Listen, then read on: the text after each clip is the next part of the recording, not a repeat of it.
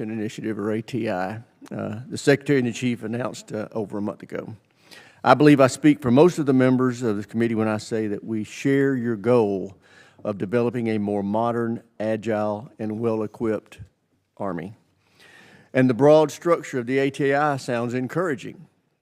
Rapidly delivering modern warfare capabilities, organizing force structure, and eliminating waste and obsolete programs. But we need to see your homework. An overhaul this significant should be based on thorough assessment of requirements, and it should include a detailed blueprint of the specific changes being proposed and how the Army plans to implement them. We need those assessments and blueprints. We also need you to provide us a timeline for implementing ATI. These details will help Congress understand, evaluate, and ultimately fund your transformation efforts. The Marine Corps did well with Force Design 2030, and the Army should follow that model. At the end of the day, we want to make sure this overhaul is being driven by battlefield requirements and not by artificial budget constraints. I'm pleased to hear both of you are committed to fundamental reform of the Army acquisition processes. You will find this committee a willing partner in that effort. The battlefield is rapidly changing, but the capabilities we deliver to our warfighters are not keeping pace. Next week, we will introduce a piece of bipartisan legislation that will overhaul the acquisition process and refocus it around rapidly equipping our warfighters with modern capabilities. I look forward to working with both of you on this legislation. I also understand you both hope to use ATI to build a force more relevant to a conflict in the Pacific. While I have long supported the pivot to Asia, I urge you not to lose sight of Europe. The U.S. Army is the backbone of our presence there, and that presence matters.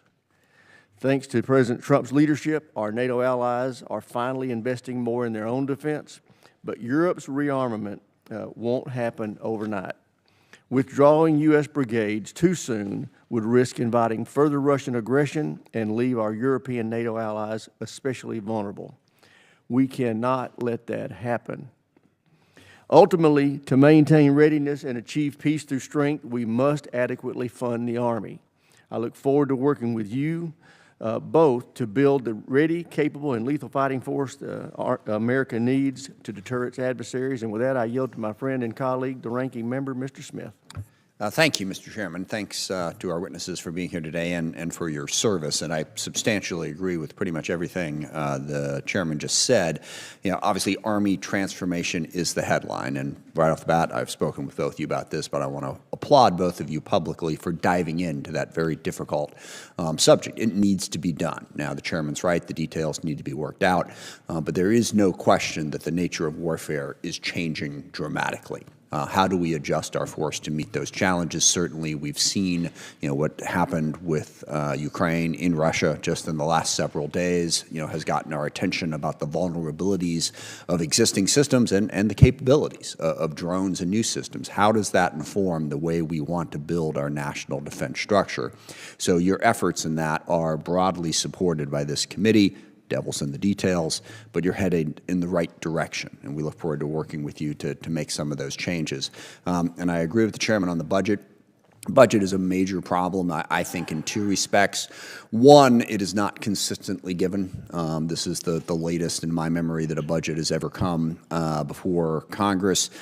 Well, it's not here yet, so latest and continuing that record here as we go. But even before that, as well documented, we've been passing CRs, we haven't been doing consistent budgeting, and that adds an element of uncertainty to the challenges that we've outlined. We need a more consistent budget process. I guess the only minor quibble I would have with the Chairman's comments when he said artificial budget constraints. I think the budget constraints are real. And frankly, one of the things that I would like to see within the Department of Defense and frankly throughout government is a recognition of those budget constraints. We don't have an unlimited amount of money as we are $36 trillion in debt. We're apparently about to pass a budget reconciliation bill that's going to add another $2, $3, or $4 trillion to that. We have very real budget constraints, and one of my worries across DoD, not just with the Army, is we're just sort of keeping doing a whole lot. We don't think we have enough ships, we don't have enough nuclear weapons, we don't have enough planes, and so we've got all these plans to fill that cannot possibly be met by the budget constraints that we face. So again, I applaud the Army for taking a little bit more of a realistic look at that, and I hope we can build off of that and move forward. One other really important issue, obviously, is recruitment and quality of life. This committee did a ton of work last cycle to try to make sure that we support our service members and their families so we continue to recruit and retain the best forces we have. Also interested in your thoughts about what that force looks like in the modern battlefield. Certainly, we will always need war fighters, infantry, all of that. But technology is becoming so much more important. How does that change who we want to recruit and how we do our outreach to make sure that we have the people that we need serving in the Army and throughout the military? And lastly, I want to agree with the final point the chairman made about Europe specifically, but more broadly. I've never been a big fan of the whole pivot to Asia idea. The idea that China is our primary challenge, I agree with, but that challenge is global. It's not just in Asia. What happens in Ukraine is going to have a profound impact on how we deal with China, as they are now partnering with Russia and North Korea and Iran. And also, China's active everywhere in the world. This is a global competition, so I don't think we can afford to ignore the rest of the world and thinking that if we focus in Asia, that will focus on the challenges that we meet. It needs to be a more comprehensive approach. With that, I thank the chairman for having this hearing, and I look forward to the testimony and the questions. Thank you. I yield back. Thank the ranking member. I'd like to now introduce our witnesses. The Honorable Dan Driscoll, Secretary of the Army, welcome. General Randy George, Chief of Staff of the Army, welcome. Secretary Driscoll, we'll start with you. You're recognized for 5 minutes. Chairman Rogers, Ranking Member Smith, distinguished members of this committee, it is a privilege to address you today. I want to express my sincere gratitude for your unwavering support of our soldiers and their families. I'd like to start off this hearing with some good news.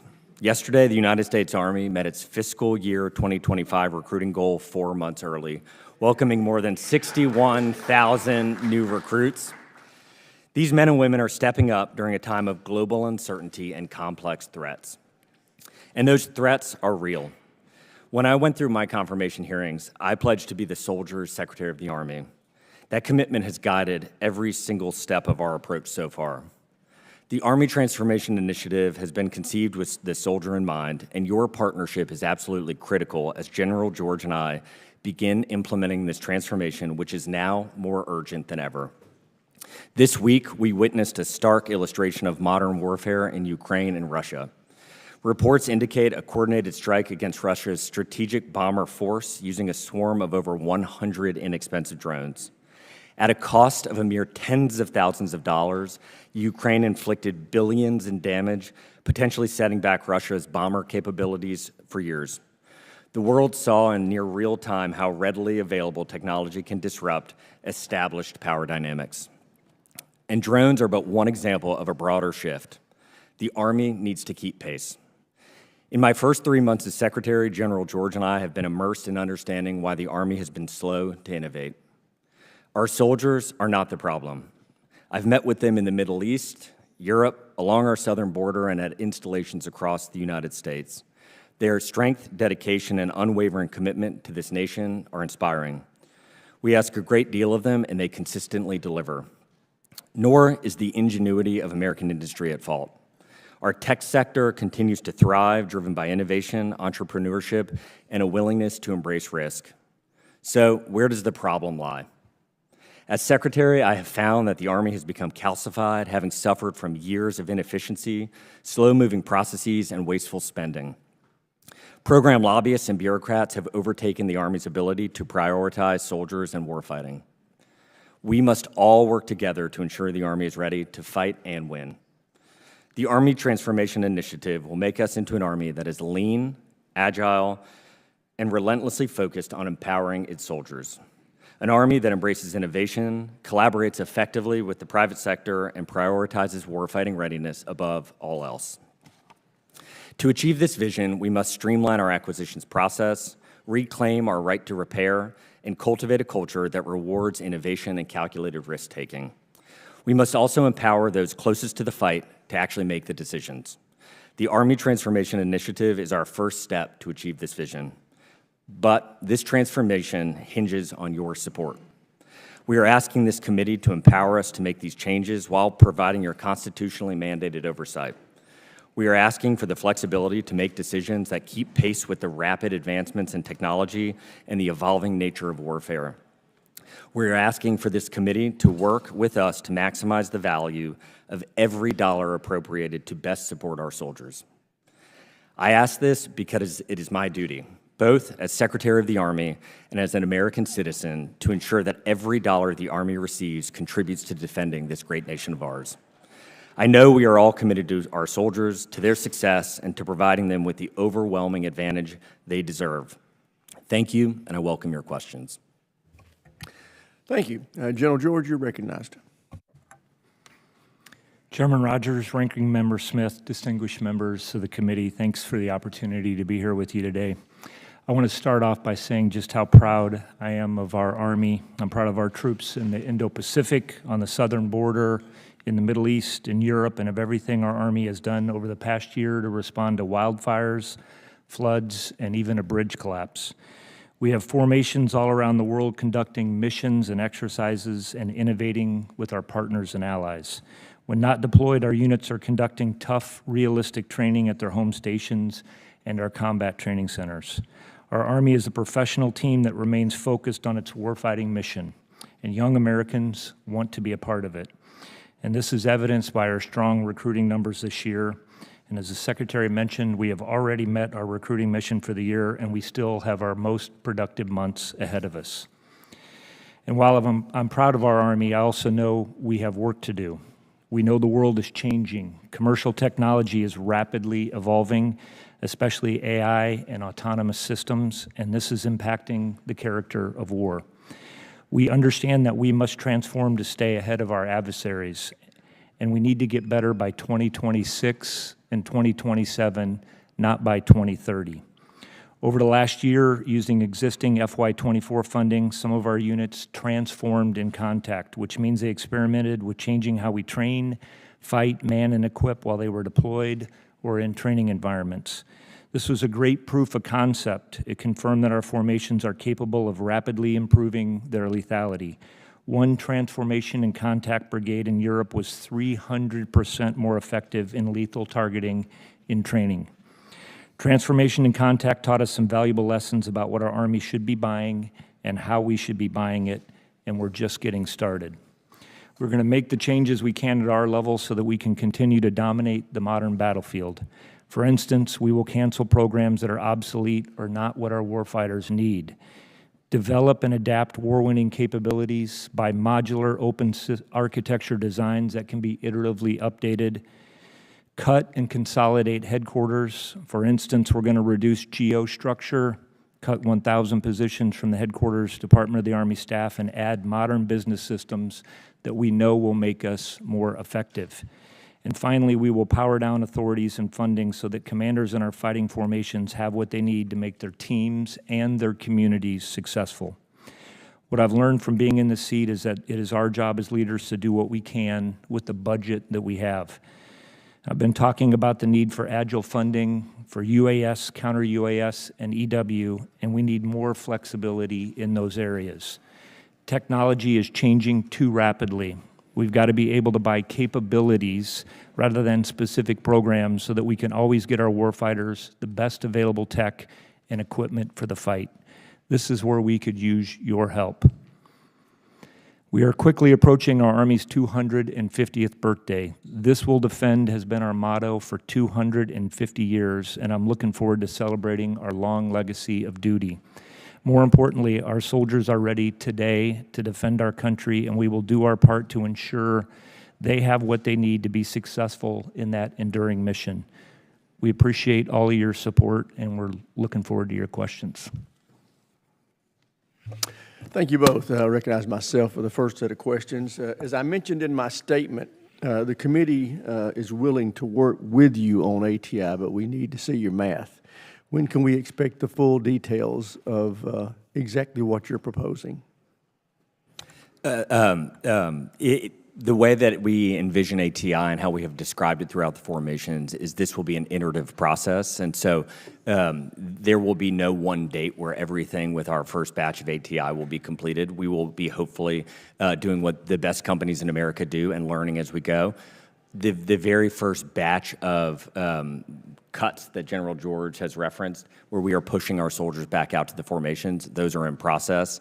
When we are looking at the assets that we have and what we are buying and where we don't want it, we have started to work with those companies who are providing things to empower them with the information about what we do want. So a lot of that's in process.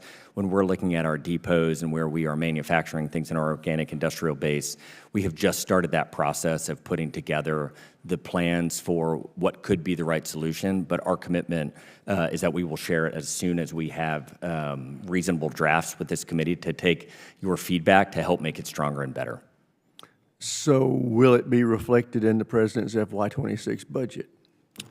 Many of the cuts and the lack of requests for obsolete equipment will be reflected in that budget. Okay. Do you expect to cancel any programs for which the money was in the FY25 CR? We are not doing that right now, Congressman. We have been in the process of going back through with businesses, things that we are doing right now, but as the Secretary mentioned, looking forward, there are several examples, and I know we've been over, and we're happy to come over and brief everyone on what we're doing with the transformation initiative in detail. But these are systems that I think we've long talked about that we know we don't need in our formation and are not going to help us win on the battlefield, and we can go down those in detail. But those aren't in the FY25 CR then?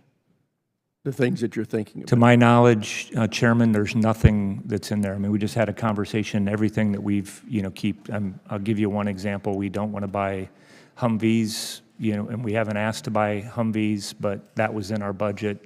And we're obviously continuing with FY25 because that's what we were directed to do with our budget. The only reason I ask these questions, I just worry about you being locked in. If whatever you're wanting to do is not in the FY26 budget, then you may have some constraints that are unnecessary. Yes, sir. And we worked with, in this budget creation process, we have included the entire Pentagon leadership in this, and so it should be reflected in the 26 budget. I know you did mention the desire to have the right to repair. We want to be helpful with you on that, so do know that you need to be getting with us about exactly how you see that being constructed statutorily, and we will be helpful. As you know, the acquisition system that we have now is just antiquated and it needs to be modified. And the ranking member and I are making acquisition reform the #1 priority in this year's NDAA. What specific authorities or support do you need from Congress to fix it? I agree with you, Chairman. One of the things that we're looking at, there's a lot of, and how we're going to look at restructuring as well, is there's a lot of commercial off-the-shelf stuff that we should be adopting. And so we should be able to be structured so that we're adopting certain equipment that we know the commercial sector is moving very fast.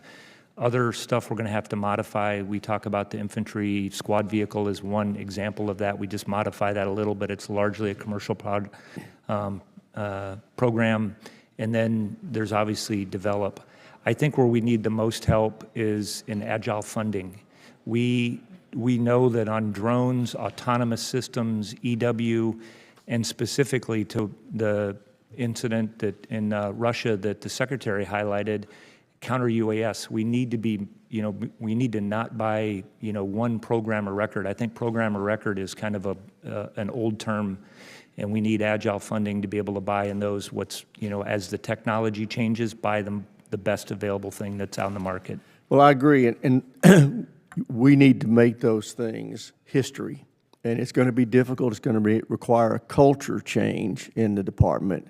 We are wanting to impose that culture change, but we're going to need you to want to do it too. to make this system viable in the future. That I'll yield to the ranking member.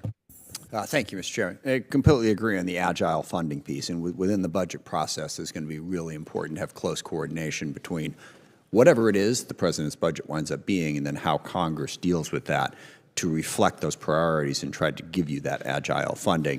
But, Mr. Secretary, on the Army Transformation Plan, if you could sort of just quickly explain that. What programs are you getting rid of? What programs are you adding?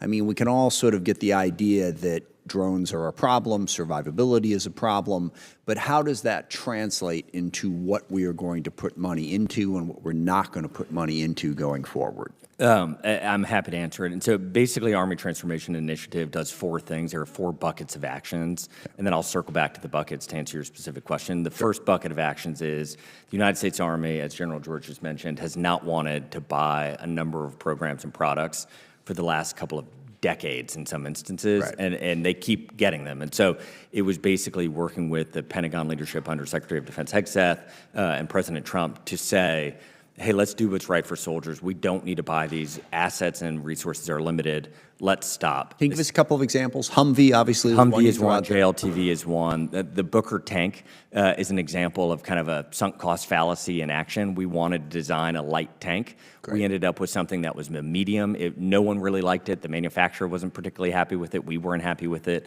What would have historically occurred there is we would have kept buying it. And what we said is we went to the leadership and we said, look, we got this one wrong. We, the Army, have to own this. The wrong answer is not to keep buying it. It's instead to stop the spending and go buy the things we want. Exactly. So what are the things you want? So the things we want are drones, light, attritable, commercially off the shelf. We want counter-drone technology. We want our soldiers to have a data layer. So the very basic function of war will require our people to be able to communicate over the horizon with each other, with our sensors and our things near instantaneously. When we read about things like generative AI, that cannot work in warfare until we have a very good data layer. And so we are very optimistic that there are commercial solutions available, and we're working to do that. So that would be the second bucket. Sure. The third bucket would be right to repair, as the chairman mentioned. The Army, one of the visits we went on, it was horrifying to me that the soldiers were showing us this exquisite equipment that had been off the line for nearly a year, and they knew how to 3D print a part to it, and the part cost $2. And for 1 year, they couldn't use this equipment, and it's at scale, and we the Army, have been a bad customer to ourselves, and so there are some corrections along that. And then another thing General George mentioned in his intro is we've done a lot of these things to ourselves. We have too many people up in headquarters not wearing helmets, not out in the formations, not doing what they signed up to want to do, and so we're going to push those soldiers back out to the formation. Just one quick thing on that maintenance question. Are you using AI for predictive maintenance to help with that piece of it as well? We want to. We are running some experiments. So very specifically, I don't know if anyone's seen the Meta Ray-Ban glasses that are available. They're $400 or $500. We have requested, we are purchasing some of those. We're going to have our Humvee mechanics wear them and collect 1,000 hours of repair footage. And what we believe may happen is we can train a generative model, right, so that when you're wearing those glasses, you may not actually be a Humvee mechanic, but you may be able to do 90% of the repair requirements. And so we are trying to run experiments as quickly as possible to do that. And your fourth bucket? Our fourth bucket is the pushing soldiers back out, getting rid of the bureaucracy in our own formation that we caused. Okay. How does long-range fires fit into this? I know this is something that the Army's been working on, focusing on for a while. Obviously, the further you are from a target, the less vulnerable you are. Drones are an example of sort of a long-range fire in its own way. Is it just going to be drones, or are there other systems that you think are going to be necessary to be able to deliver from distance? Sir, I was going to add, there's a couple of other things that we're looking at, on the reductions. Age 64 Deltas is another one. It's twice as expensive. We know we're moving towards autonomy. We had an RCV, which is a big, heavy autonomous system, and again, we should be looking to commercial industry to help us with that. It was, way too expensive. So there's a lot of things that are on that list. We are looking at long-range fires, and I will tell you, this is another thing where I think we have to be, get industry involved. We are getting ready to do some tests this summer with long-range missiles that are 1/10 of the price. And when you start talking about magazine depth, and this is back to your initial comments on, understanding that you have a budget. I think we've all learned that we have to live within a budget. We can get things, invest in things that are much more cost effective, and I think that's where we need the flexibility to do that. And just as I'm out of time here, I want to make that point. There are a lot of smaller companies that are developing drones, hypersonic missiles that are so much cheaper than what a lot of the programs of record that we've been working on for a while. It's just independent people who've gone out there and developed the technology, and now they've got a really cheap thing to offer. We need to really access those things if we're going to be able to deal with our budget constraints and get to where we need to be. Thank you, Mr. Chairman. Thank the ranking member. The chair now recognizes the gentleman from South Carolina, Mr. Wilson. Thank you very much, Chairman Mike Rogers, for your leadership, and thank both of you for your service to our country, which is so appreciated. We're in a Cold War that we didn't choose between dictators with rule of gun invading democracies with rule of law. War Colonel Putin began this with the invasion of Ukraine, and the Chinese Communist Party continues to build itself up and expand and modernize with capabilities and rapidly expand while we are actually reacting to the changes in the battle space. This is as Iran is developing a nuclear weapon capability to achieve death to Israel, death to America. And we've seen change this weekend, and the change this weekend was indeed a victory by the people of Ukraine, eliminating Soviet bombers that had been built for the purpose of, in the Cold War, the first Cold War, to vaporize the people of America and Europe. And now those bombers are gone. What an extraordinary achievement. So we need to adapt, and you're going to find bipartisanship here. This is remarkable. Okay, I agree with Adam Smith that we need to be working together on less expensive but effective drones, and they might even be produced in Ukraine, but wherever they come from, or then they can license them here, whatever it takes. Secretary Driscoll, recently the President signed an executive order assigning the Army as the lead for deploying advanced nuclear reactors at military installations by 2028. And I see America benefits from President Trump's vision and leadership in this development. In South Carolina, with the Savannah River site that I have the opportunity to represent, and I'm the only member of Congress who's ever worked at Savannah River site, nuclear capability is very important. And with that in mind, how is the Army prioritizing micro-nuclear reactors as a national security imperative to ensure resilient, uninterrupted power for critical defense infrastructure? And over again, we can see that small modular reactors, micro-reactors will be an important opportunity. What is the status of development? We couldn't agree more. So contested logistics is going to be, when you look at what just happened in Russia this past weekend and the ability of these cheap drones to contest logistics lines, the Army owns that and has historically owned that. And what we will need to do is, for a lot of the new tools that are coming out, directed energy, they have incredible energy requirements. You're going to have spikes of energy come through the lines that just are not set. The current technology is not sufficient for it, and we are standing up groups to run the same experiments we were talking about. We were trying to do on small nuclear and the micronuclear reactions. I wish you well on that. Indeed, I know a perfect 310 square mile site on the East Coast, the largest secure site on the East Coast, and it's not actually in Alabama, it's in South Carolina. And so production could be very well there. Additionally, Mr. Secretary, to better understand, I'm really grateful as a former Army Guard member myself, to understand the impact of the Army Transformation Initiative on the National Guard.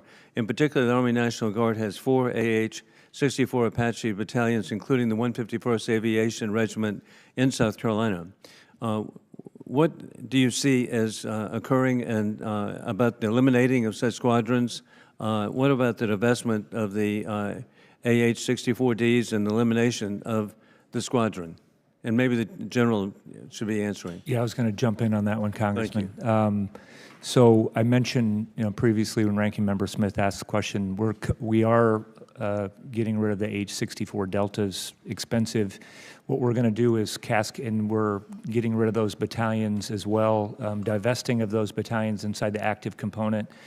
The National Guard will stay with 4 Apache battalions. What you'll notice is you'll get the newest H-64 Echo aircraft. So part of this is making sure that we divest ourselves of the old, more expensive aircraft, and we're going to upgrade our fleet, and this is across all of them. Same thing with the Guard is going to see Mike models replacing Lima and Victor models on the UH-60s, and so that's what we're looking at doing. And hey, as you divest yourself of the Apaches, a great ally of America, Jordan, would be happy to accept them.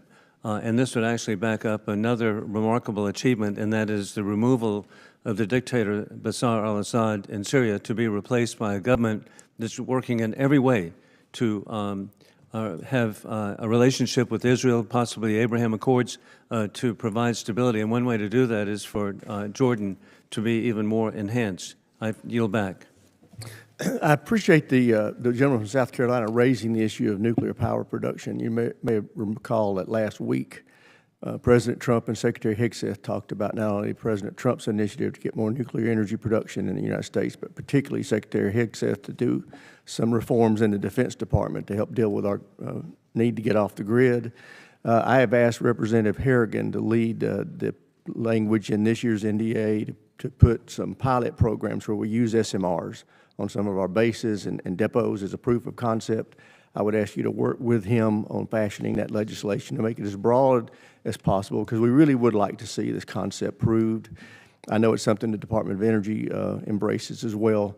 With that, I will now turn to a gentleman from California, Mr. Garamendi. You're recognized. Thank you, Mr. Chairman, and Ranking Member Smith. You laid out the challenge that we have in working with the Army in its transformation, and we simply don't have the information that we need, and we look forward to getting that information. We will be doing an NDAA in the next month and a half to 2 months. So are you prepared to prepare us? I'll let that hang out there. A couple of things that I want to go into. On the Readiness Subcommittee, we are always concerned about logistics. And I want to raise the issue of logistics, particularly in Europe as well as in the Pacific.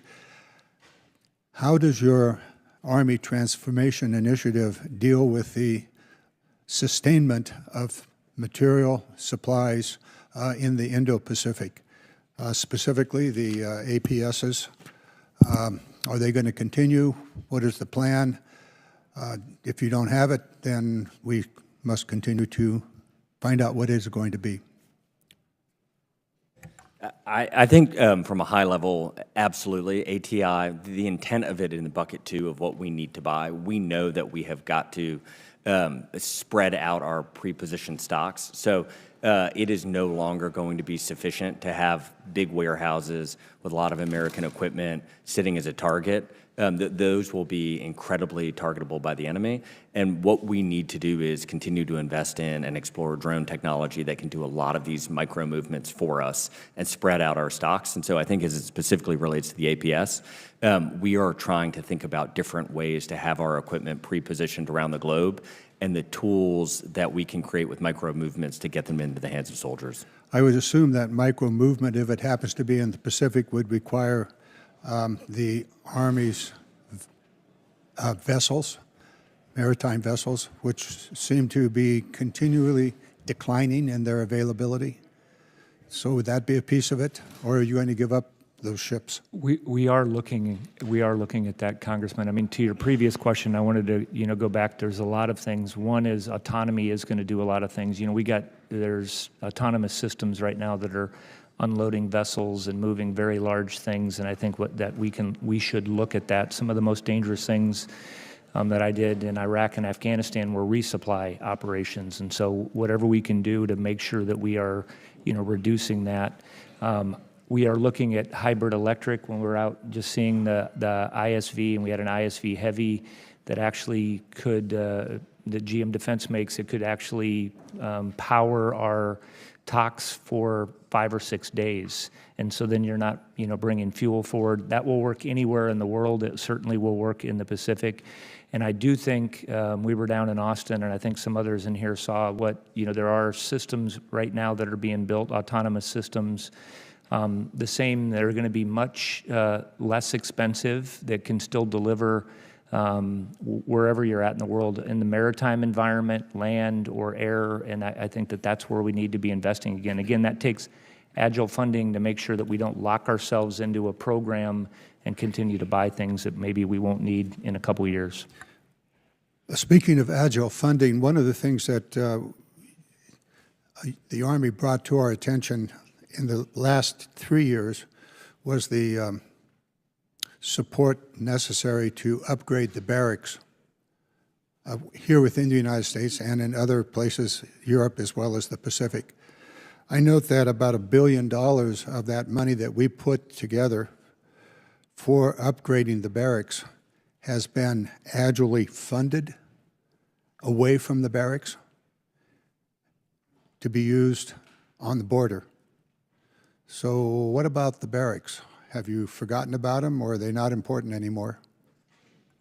I would say our barracks, again, having grown up in those environments, are very important to us. There are one of the things that we're working with Congress. I think that right now we are probably overpaying for some of our barracks, and we have passed that on to the to the MILCON committees in kind of detail in what we're doing. When we're talking about agile funding for drones, and everything else, it's not colorless money. We want to be very specific that, hey, this is for drones, this is for EW, and this is for counter UAS, and that's where we want to make sure that that money is focused. Final 7 seconds of thought on my side is that, yes, we want to support your initiative. Very, very important to do that. At the same time, there are ongoing programs that are extremely important for the maintenance of the troops, barracks being built. Gentleman's time's expired. Chair, I that, recognize the gentleman from Virginia, Mr. Whitman. Thank you, Mr. Chairman. Secretary Driscoll, General George, thanks again for joining us. Appreciate your leadership. I do want to focus on the Army Transformation Initiative. Appreciate you all doing that. Well past time. This dynamic movement is absolutely needed. The challenge for us, though, is to make sure that there's certainty going forward when this does involve people's lives, when it involves uniformed service members and the civilian staffs. They deserve to know what's going on. And when they don't, it creates a high level of anxiety. I have TRADOC headquarters in my district. It's part of the Transformation Initiative along with Army Futures Command. I can tell you that the rumor mill there is running wild. There is chaos there at Fort Eustis because there's lack of certainty. We owe it to our constituents and the folks that are in our districts to give them certainty, even if it is saying it's still continuing to be under consideration. Listen, I understand what you all went through in the transformation and contact efforts there to try to figure out how you're going to organize brigades. I understand that. That's a good portion of what needs to happen in the transformation of the Army. So first of all, I want to understand, what have you learned from that you're going to translate to the ATI? Second of all, as you're going through the Transform and Contact 2.0, which is ongoing, is it fair to characterize that is going to be at least a foundational aspect of what happens with ATI? And are certain ATI decisions still under analysis? Because we've got to kind of get a couple of different stories. General George, I talked with you, and you said, hey, it's definitive. It's one commanding general position, a certain number of other positions. And then we hear wild speculation about all these other things that are out there. And then on the backside, we're being told, oh, it's still under analysis. We just got to get the story straight. So anyway, I wanted to get your perspective on where we're going with ATI. How is Transforming and Contact 2.0 going to inform that?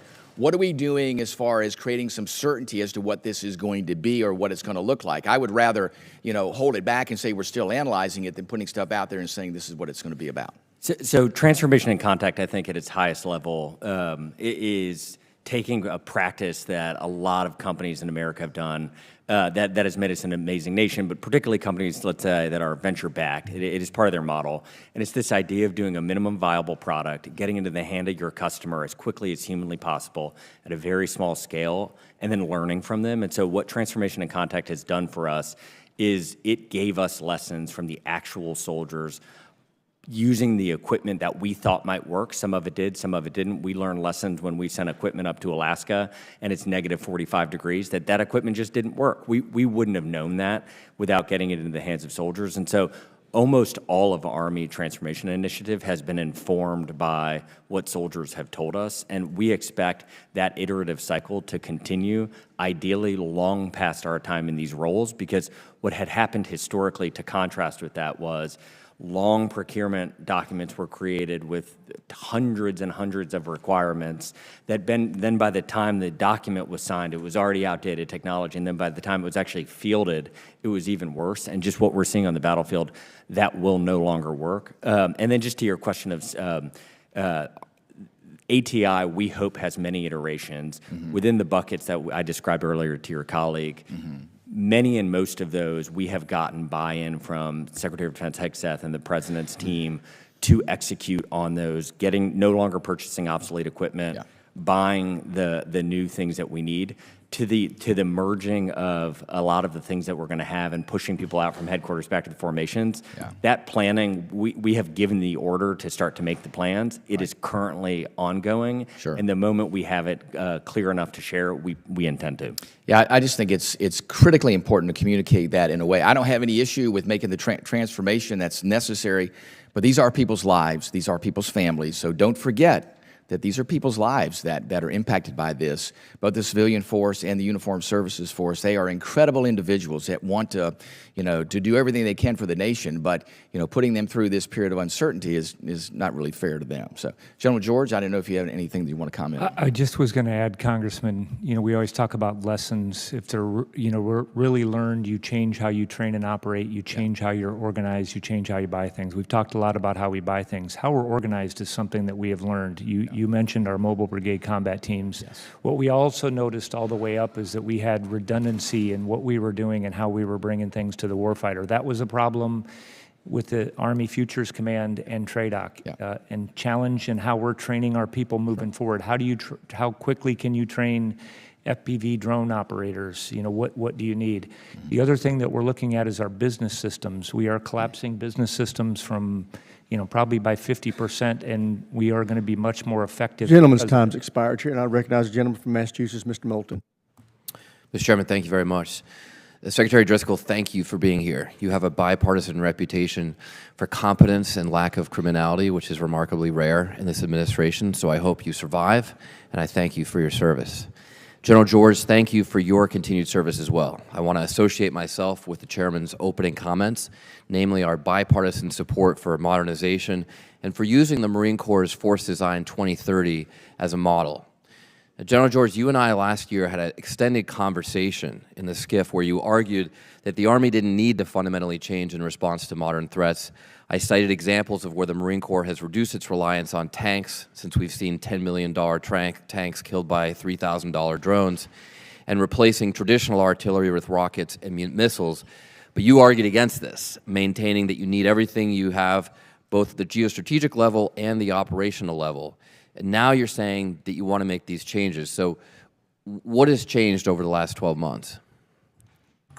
I'm remembering back to that conversation, and I think that was very specific to tanks. And one of the things I do think we still need tanks on the battlefield, Congressman. I do think that we need to update our tanks to make sure that it's software defined. I've talked to a lot of people around the world that know that we're going to need that.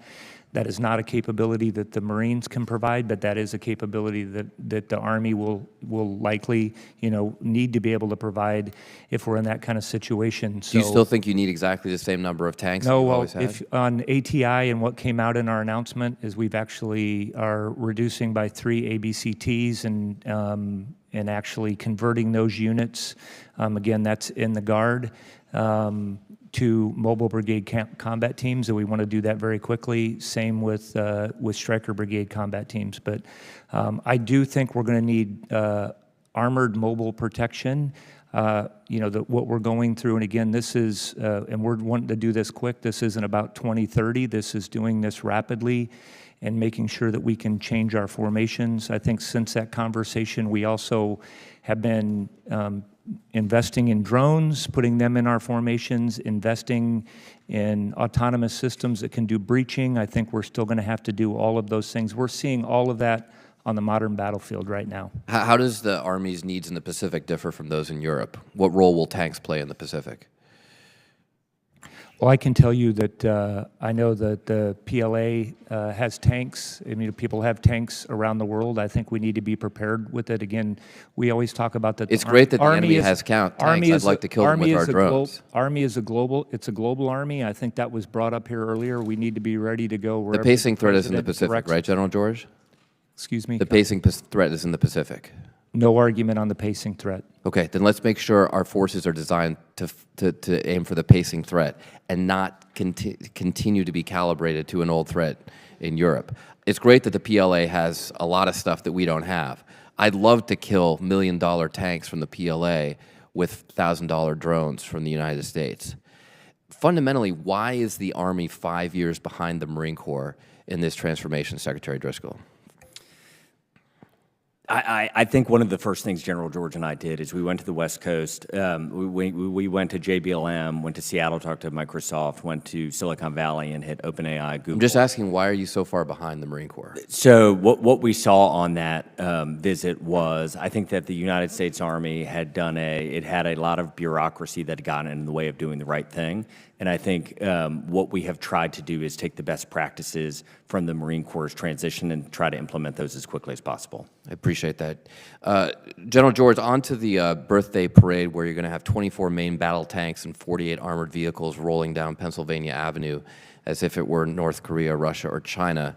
What is the total cost to the unit at Fort Carabo's of moving these vehicles to and from D.C. for the parade? Congressman, I don't know the specific cost of that one movement. Well, I guess the total cost right is about now $35 million. So would it be safe to say about $10 million just for that movement? I would hesitate to give you an exact number of what that movement cost. I mean, we have, I think, been very public in what it is that we expect the parade to cost overall. We are looking forward to our Army birthday next year. Have you included damage to D.C. roads in that estimate? We have put out an estimate of what we think everything will cost, Congress. Secretary Driscoll, you said in your opening statement that it is your responsibility to ensure that every dollar the Army receives contributes to defending this nation and for us all. How does the parade contribute to defending the nation? Congressman, we think it's an incredible once-in-a-lifetime opportunity to expand our recruiting pool and tell the amazing story of the United States Army and the impact that it's had on the lives Gentleman's of time's Americans. expired. Chair now recognizes the gentleman from Georgia, Mr. Scott. Thank you, Mr. Chairman. Gentlemen, welcome. General George, you've heard me talk about this before. Army Special Operations recruiting, the 18 X-ray program. I'm concerned about a couple of specific instances where D1 athletes that I know were not allowed to participate in the 18X program because they had, in one example, it was a piece of plastic in an ankle. These are I mean, when we're talking about athletes that are playing D1 sports, more oftentimes than not, they're going to have some type of injury. And just want to encourage that we have flexibility in that 18 X-ray program so that these people that have been able to perform at these high levels are allowed in, and that we don't have this, they call it Genesis, I call it Exodus program, kicking the very people out that we need going into our special operations forces.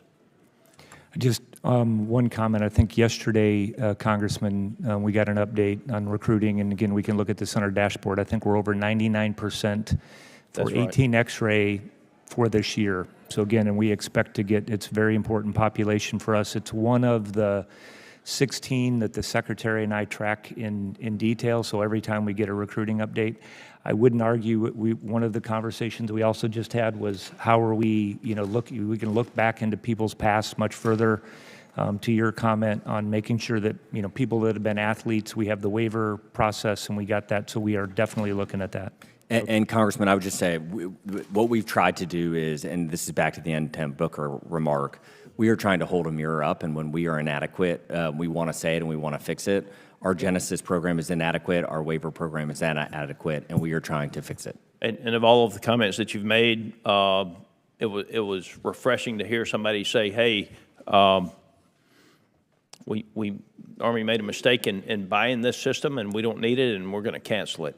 Because what I've seen over the last several years that I've been in Congress is we're going to spend whatever it takes to make a system work that in many cases we don't need. And I think if you look at the bureaucracy that surrounded the purchase of a 9mm pistol where it took 10 years to pick a pistol, which is a fine pistol, but the majority of the Special Forces teams that are able to pick their own weapon pick one that was readily available 10 years ago. And they blame that on Congress, by the way, when ultimately it was the bureaucracy in the Pentagon and the purchasing requirements that led to that. Yes, sir. I mean, we've been incredibly risk-averse as a United States Army. When General George and I talk about it, there's something called the Calabrese paradox, which is basically this idea that humans are willing to take on risk for extra utility or happiness and joy. And we, the United States Army, have done the opposite of that, and we have done a very poor job of being more risk-loving than our civilian counterparts. I agree with you. So let's talk about it from the counter-drone investments. We know how to build them. We know how to, we've watched the Ukrainians do what they can do with them. We've watched what they can do with the Russians. How do you envision the investment in the counter-drone measures moving forward with the private sector? So this is one of the things we talk about a lot, and a lot of the technology needs to be scaled to figure out what is the right place on the cost curve in order to shoot something down. And back to generative AI, the ability to process all of this data and information really quickly to figure out, should you fire a 50 cal round at it or a $4 million exquisite defense tool? We, the United States Army, are incredibly wealthy, but that is a hard portion. And so what we're trying to do is develop solutions all along the cost curve. So I'm down to about a minute, but my vision on counter-drone doesn't involve taking it down with a projectile as much as it involves spectrum and other things that disrupt its ability to reach its target. It's going Yes, sir. to be a George. combination of those things, Congressman. I mean, to the Secretary's point, when you're looking at cost curve and you're looking at a bullet, and it's cheap to do that, and you may use other systems like we have a laser that can identify where to shoot that one particular bullet. So I think it's going to be a combination. We are looking at EW. There's obviously power challenges with that. We are looking at high power microwave. We are looking at EW, and just like we're talking about transforming in contact, we're getting it forward, testing it everywhere that we can. We have a very big exercise in Europe called Flytrap that's this month and next that we are having industry as being I'm a part down of to that. 5 seconds. I respect both of you. I do hope we're also looking at the Israeli laser system that they have put in place and the potential to bring that into the U.S. Great. I would point out that we help pay for the research and development on that laser research. We are going to get a good deal, but Israel is doing some phenomenal work on that iron beam technology. With that, I'll recognize the gentleman from Connecticut, Mr. Courtney. Thank you, Mr. Chairman, and thank you to both witnesses for being here this morning. I just want to, again, follow up briefly about the comments the chair made about the budget process that's here. I mean, as we sit here today on June 4th, we're less than 4 months away from the start of the fiscal year. And my staff actually did do some digging. And if the budget was submitted today, which it hasn't been, that would still by itself be the latest budget submission in history. And certainly in modern history as far as the budget process. You know, the chair, I think, described very well that this committee is straining at the leash to get going in terms of getting a mark for NDAA. And I know the appropriators are trying to sort of cobble together some type of appropriation process, but you're kind of shadow boxing at this point without a budget. And again, the two of you are not the decision makers in terms of that final release. But again, I just think we have to continue to publicly pound away at the fact that the OMB's got to get moving and get that document. I mean, we're doomed at this point in terms of avoiding a CR. It seems pretty clear at this point, and that doesn't help anybody in terms of the mission that you're trying to carry out.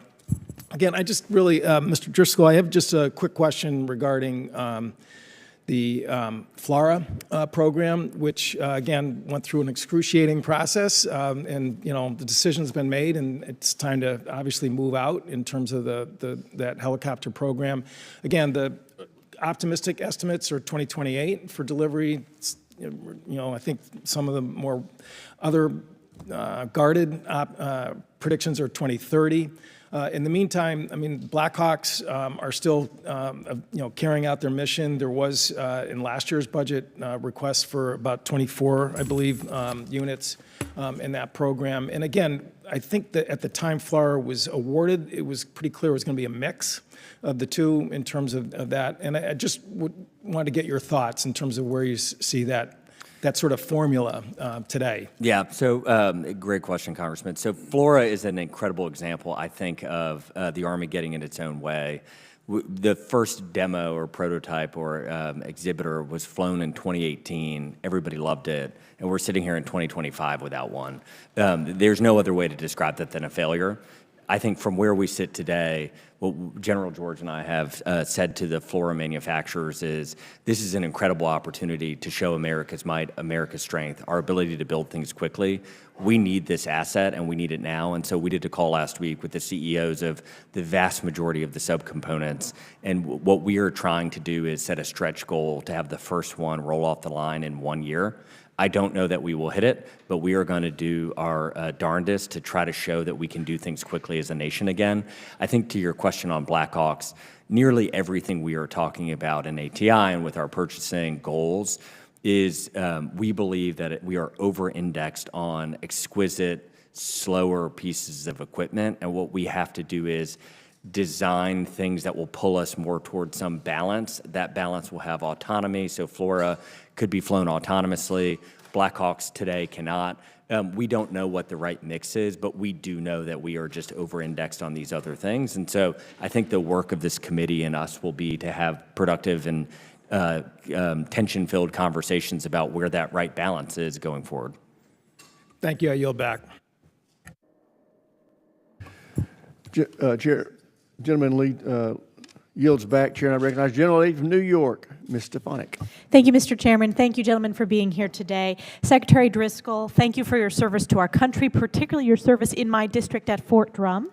You're well aware of Fort Drum's strategic importance and modernization efforts for the Army and how vital they are for our nation's readiness. Nearly every facet of the Wheeler-Sac Army Airfield has been modernized to support a rapid deployment force, and the airfield's 10,000-foot runway can accommodate any aircraft in the U.S. Air Force inventory, matching DoD's air defense capabilities to threats and deterring our enemies. Today, Fort Drum's Wheeler-Sac Army Airfield has, unfortunately, a failing electric power system, and it's currently programmed for funding for FY27. I reached out to you via a letter about the importance of this issue, and I would just like your commitment to work with us about potentially moving up that critical funding to FY26. Congresswoman, I deployed from that runway, so I know it well. I commit that we will take a look at it and follow back up with your office. Thank you so much. Fort Drum has relied on energy from the local power grid since closing its on-post energy facility in 2023. This is an issue my office has been engaged in for a number of years.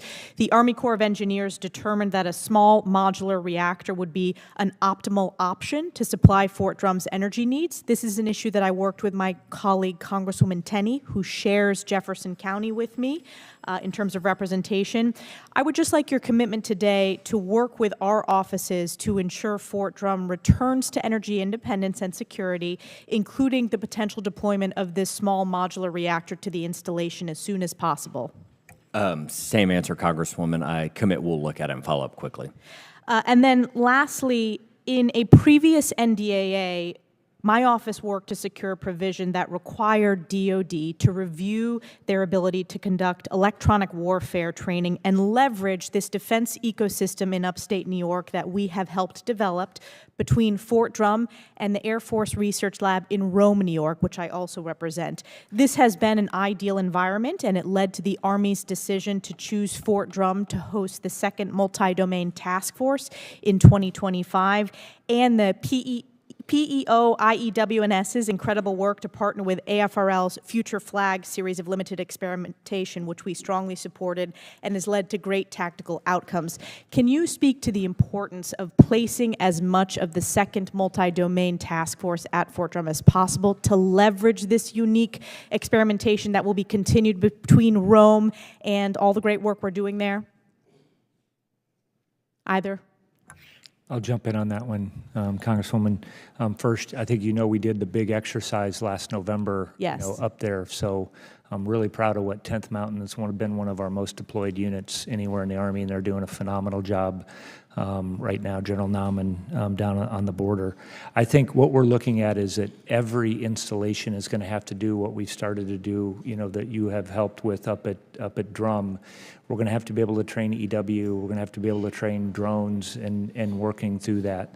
So we're going to have to expand all of those systems, and we're certainly looking on the stationing. We can come over and talk to you about that in detail right now. I don't know if we've made any changes or finalized any of that, but happy to come over and walk you through that in detail. I appreciate What that. we This need is to be able something. to do. Yes, I appreciate that. This is something my office has advocated for a number of years, to develop this defense ecosystem specifically in upstate New York because of our unique capabilities, because of both Fort Drum, but also the emerging technology research that's being conducted at Rome AFRL.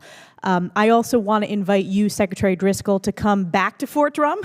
I've hosted the president there, where he signed an NDAA. I've hosted previous secretaries of defense. I've hosted previous secretaries of the Army, and I would love to host and welcome you back to Fort Drum. It would be an absolute honor. My XO, who was working with me when I got into office, just went up there, and so I would be delighted to visit her with you. Great, thank you. I'll take you up on that and yield back. Gentlelady yields back. Chair now recognizes the gentleman from California, Mr. Carbajal. Thank you, Mr. Chairman. The Army is fighting an internal battle with trying to balance modernization efforts with current needs. It seems that the Army would like to modernize, but the system is slow to change. General George, what do you see as the Army's most important asset? I would say it's our people, Congressman. Without a doubt, number one for us, and where we have to consistently focus. Is why we're so pleased with what we're doing with recruiting, and why we're focused as we are on making sure that we are also adapting them. We're proud of what they're doing. We're getting a great group in. Thank you. Great answer. I agree with you.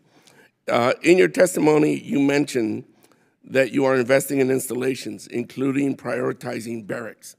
It was recently reported that $1 billion of funding meant for barrack renovations is being redirected to the mission at the southern border. Will taking funding away from the barracks delay the timeline in which they are upgraded? And do you think postponing these types of renovations will have an impact on the morale and retention? First, I just want to mention the retention word kind of triggered me here. I think at 6 months in, we met our retention goals for this year as well. So we're doing very well with retention. Of course, we want to continue to improve our barracks, and we're going to continue to do that. We've talked about that a lot. I do think that that's another area we can probably spend our money better. In that, there's a lot of restrictions that we have as far as how our costs are like 68% higher than what you would get outside the gate. We are looking at, we've done 3D printing, and that's happened down in Texas, of barracks that I think we can provide great systems. Beyond that, I think what we're looking at holistically is that every installation is different, and every installation has different requirements.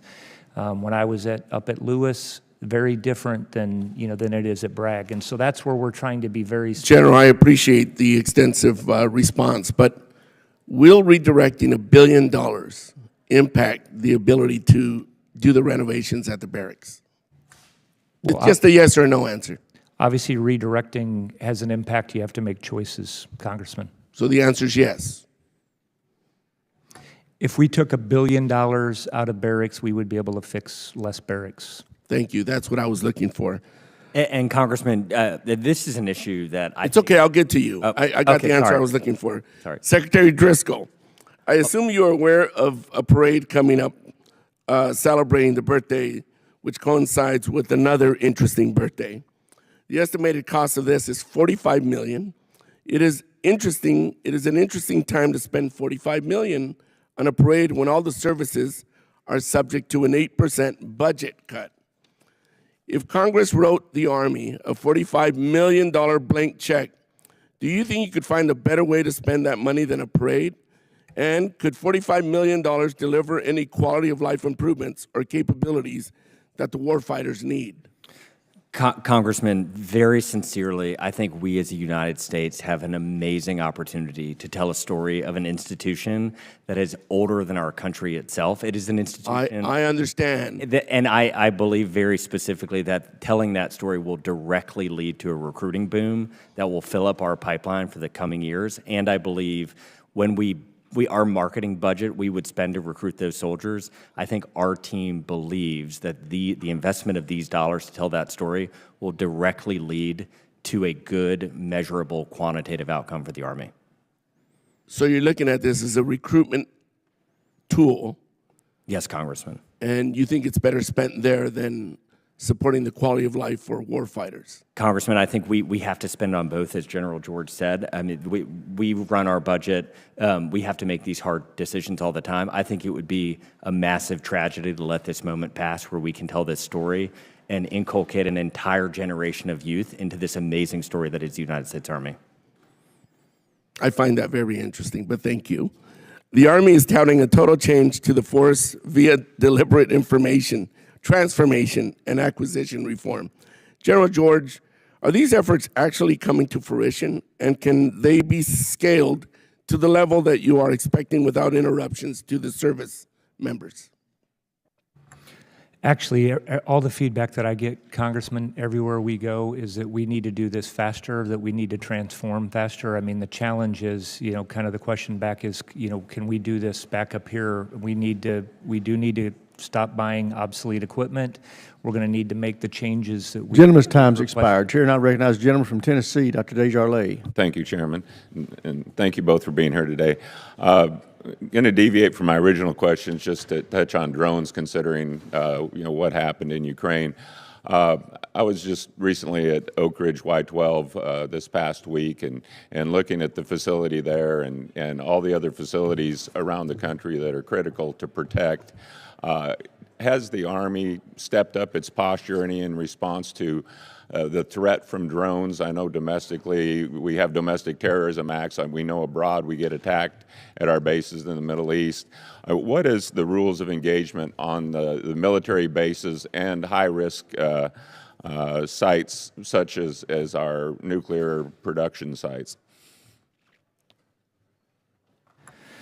So first, I think you'll see, Congressman, that this is an area that we are very focused on, that we need to spend more money on. Again, I would describe it as a capability portfolio where we don't need one system. I was kind of explaining that earlier. It's going to be a broad base of things that we need to do. How we're going to do that in a combat zone is very different than how we would do that in the States. Obviously, doing that in the States, and we're working obviously with Northcom. You're talking about FAA, FCC, with everything else that's going on, and so we're continually working through that. There is legislation, on that as far as the 130I, which I'm sure you're familiar with, that I think we need to make some changes to, and we are, working with Northcom, Joint Staff, and OSD. To get that up. But we are very focused on this, and as I mentioned, we're doing a very large exercise in this with all kinds of industry and everybody this month and next. Yeah. And you showed us some examples of that when a large group of us visited you in Austin. And in your opening statement, I found it striking how far focused the Army has been on procurement and adaptability. As we've seen, the modern battlefield has undergone rapid changes over the past few years, and because of this, the need to procure things better, faster, cheaper, and more reliable has become critically important as we work to keep our warfighters equipped for success. This has been something that the committee has been laser focused on under the leadership of Chairman Rogers and Ranking Member Smith for this year's NDAA. So, General George, what have been some of the most notable successes or lessons learned from the Transformation and Contract Initiative that can help this committee enable our military to become a more lethal and agile force? I could go on a long time about this, Congressman. I think we have this last rotation that we had close to 400 drones in it down at the Joint Readiness Training Center. So obviously, infusing them with technology, drones, autonomous systems, counter-UAS, what we're doing to change the network. The Secretary mentioned that this is about being data-centric and being able to pass all these systems moving. A lot of it, though, we're learning from the modern battlefield is changing how you train and operate, understanding how that you can be viewed. There's really nowhere to hide.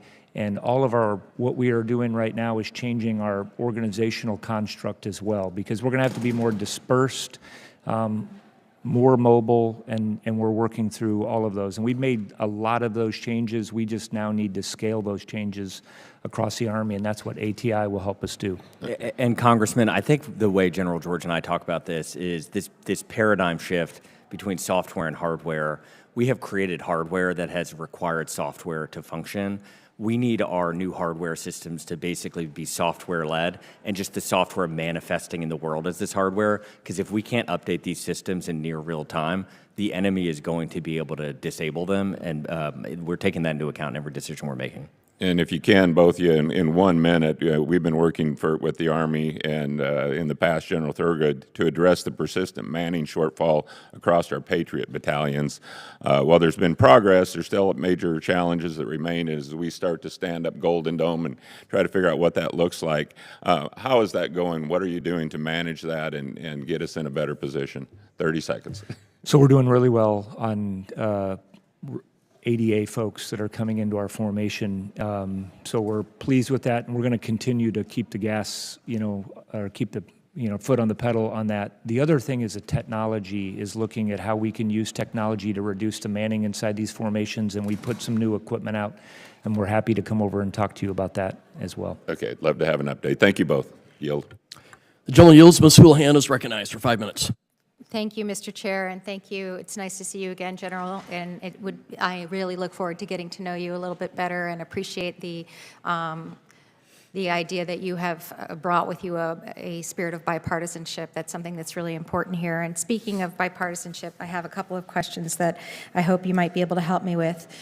Recently, we decided to make sure that there were gender-neutral fitness tests, and we implemented those, and it's something that I have been supportive of since I've been here in Congress. I was hoping that I might be able to get you, Secretary, and you, General, your opinions on whether or not you can indeed commit that women will continue to be allowed to be Rangers, will continue to be allowed in the infantry, and continue to be allowed to be trained for those particular positions.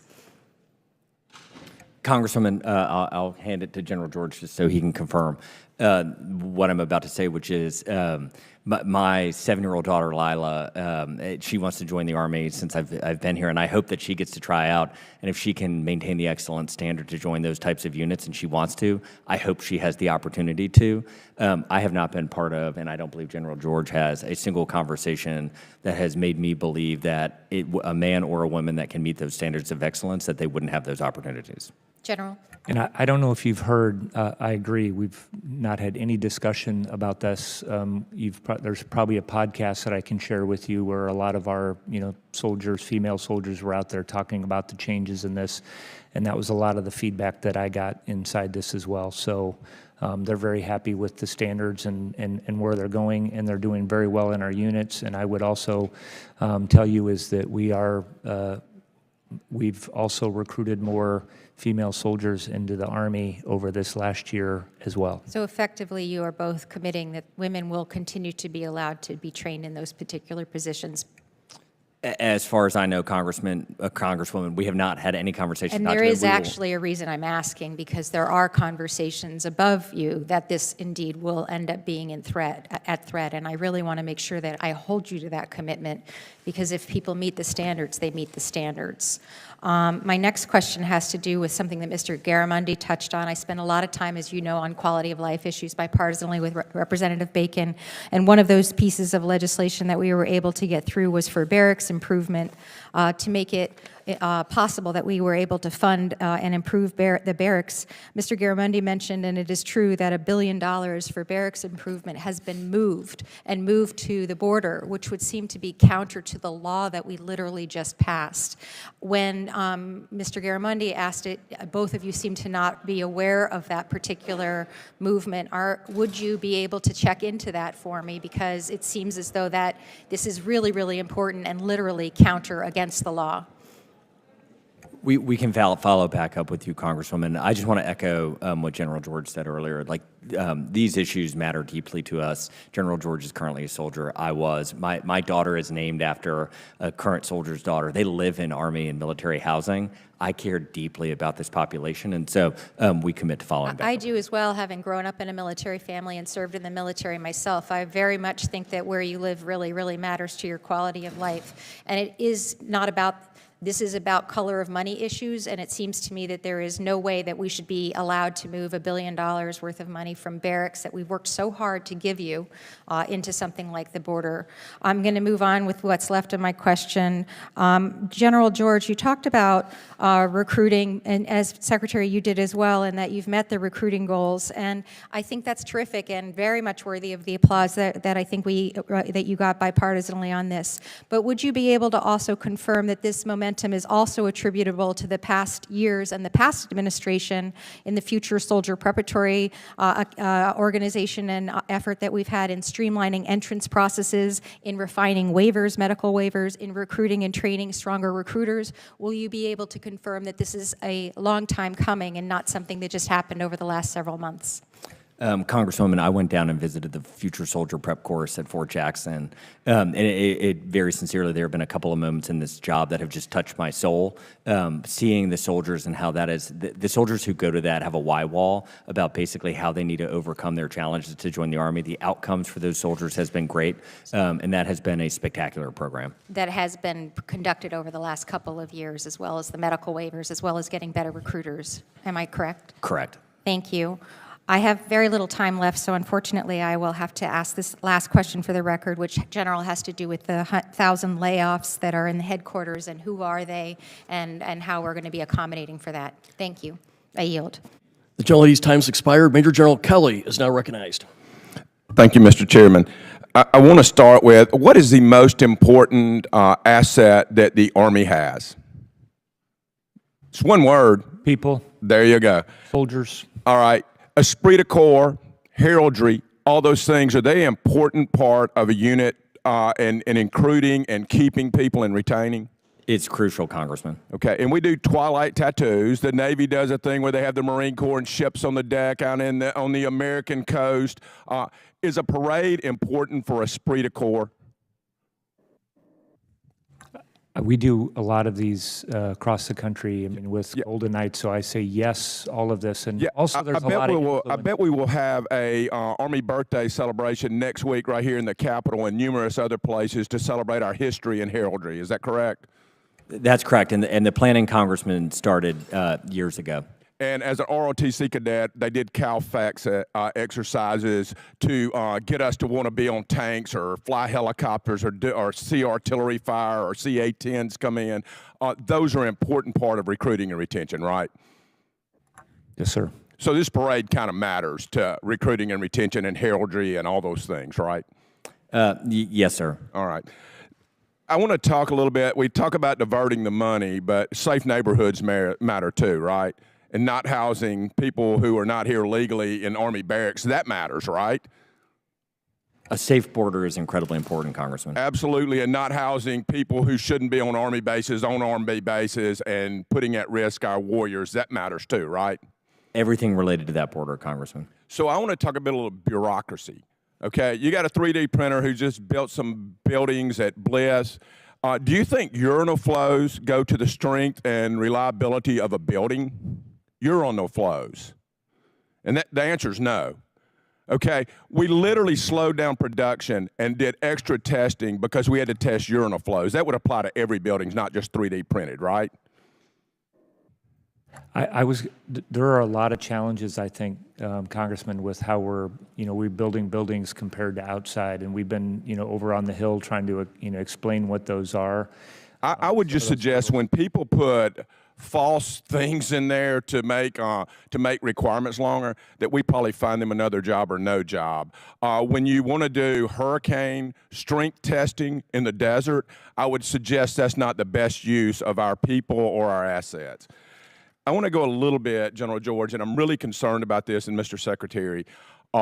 I hear us talking about moving AH-64 Echo models, and I hear that we're going to the Mike model in UH-60s. What I want to make sure that we're not doing now is that we field one thing on the active component and the lesser alternative, the secondary, the old strategic reserve thing to the National Guard and Reserve. It matters when we fight.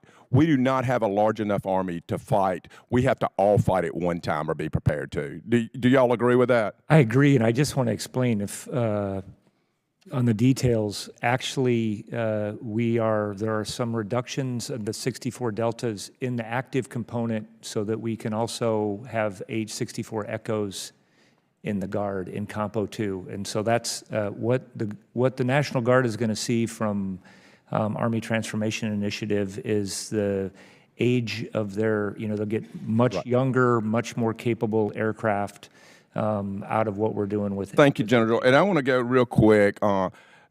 One of our members earlier brought up, let me tell you, in World War II, did we fight a very different campaign in the Pacific than we fought in Europe?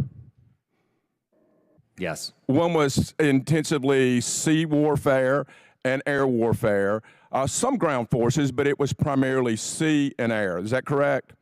I would actually tell you that we had 21 divisions and 6 corps in the Pacific during World War II. So I don't see our job is to be ready anywhere in the world. But ground forces, my point is ground forces still matter in Europe. That was a primarily ground war. It uses all, both use all. I think they matter everywhere.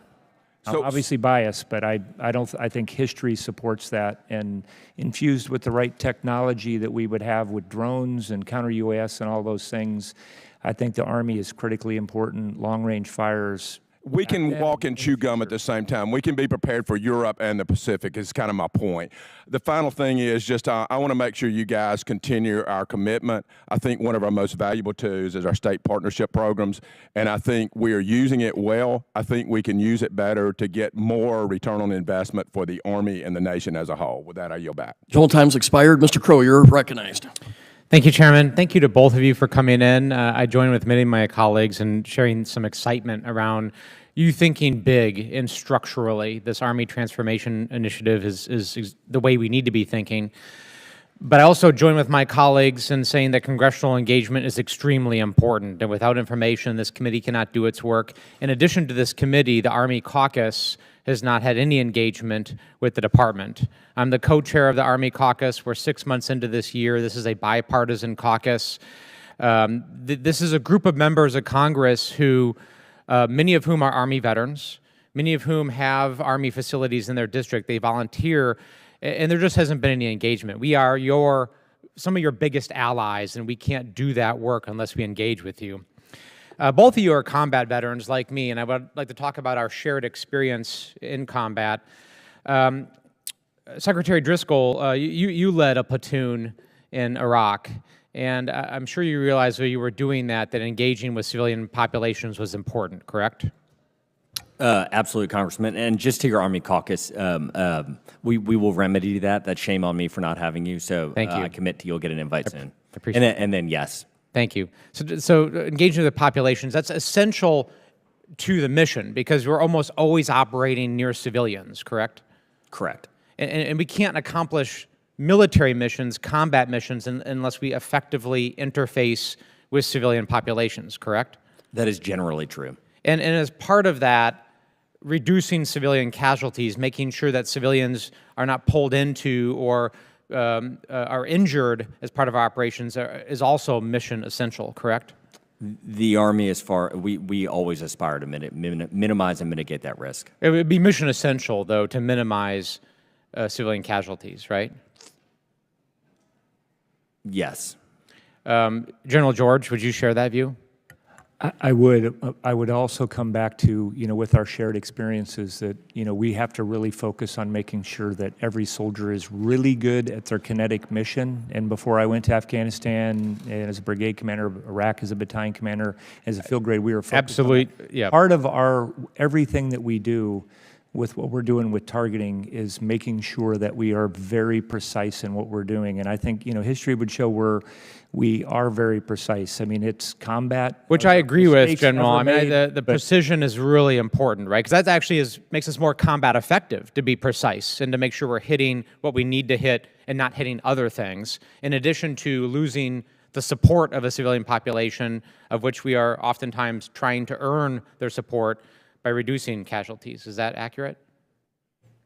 I would say in certain situations, if that's a counterinsurgency fight, then that would be accurate. Certainly. In fact, the mission analysis tool, METTC, you both are familiar with METTC, right? In fact, you used it, Secretary Driscoll, when you were in the military, right? Yes. And the C stands for what? Civilian? Yes. It's civil considerations, right? So it's actually built into our analysis planning tool that you think about civilian population. So here's my question. In fiscal year 2023, this committee, on a bipartisan basis, created the Civilian Protection Center of Excellence for all the reasons we talked about. That we understand that we can't effectively conduct our mission, win the support of local populations, reduce civilian casualties, and ensure the effectiveness and the precision of our targeting unless we make it a part of the mission and we focus on it. The department has provided notice to Congress that they are going to defund and get rid of the CPCOE.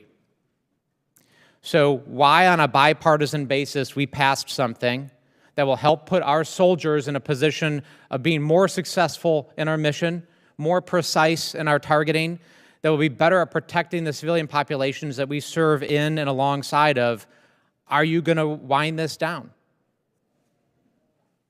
I would tell you, Congressman, that what we need to do is make sure that beyond the center of excellence is embedded in everything we do from top to bottom. I think you were mentioning METTC. That's a very tactical thing that we're doing at every place.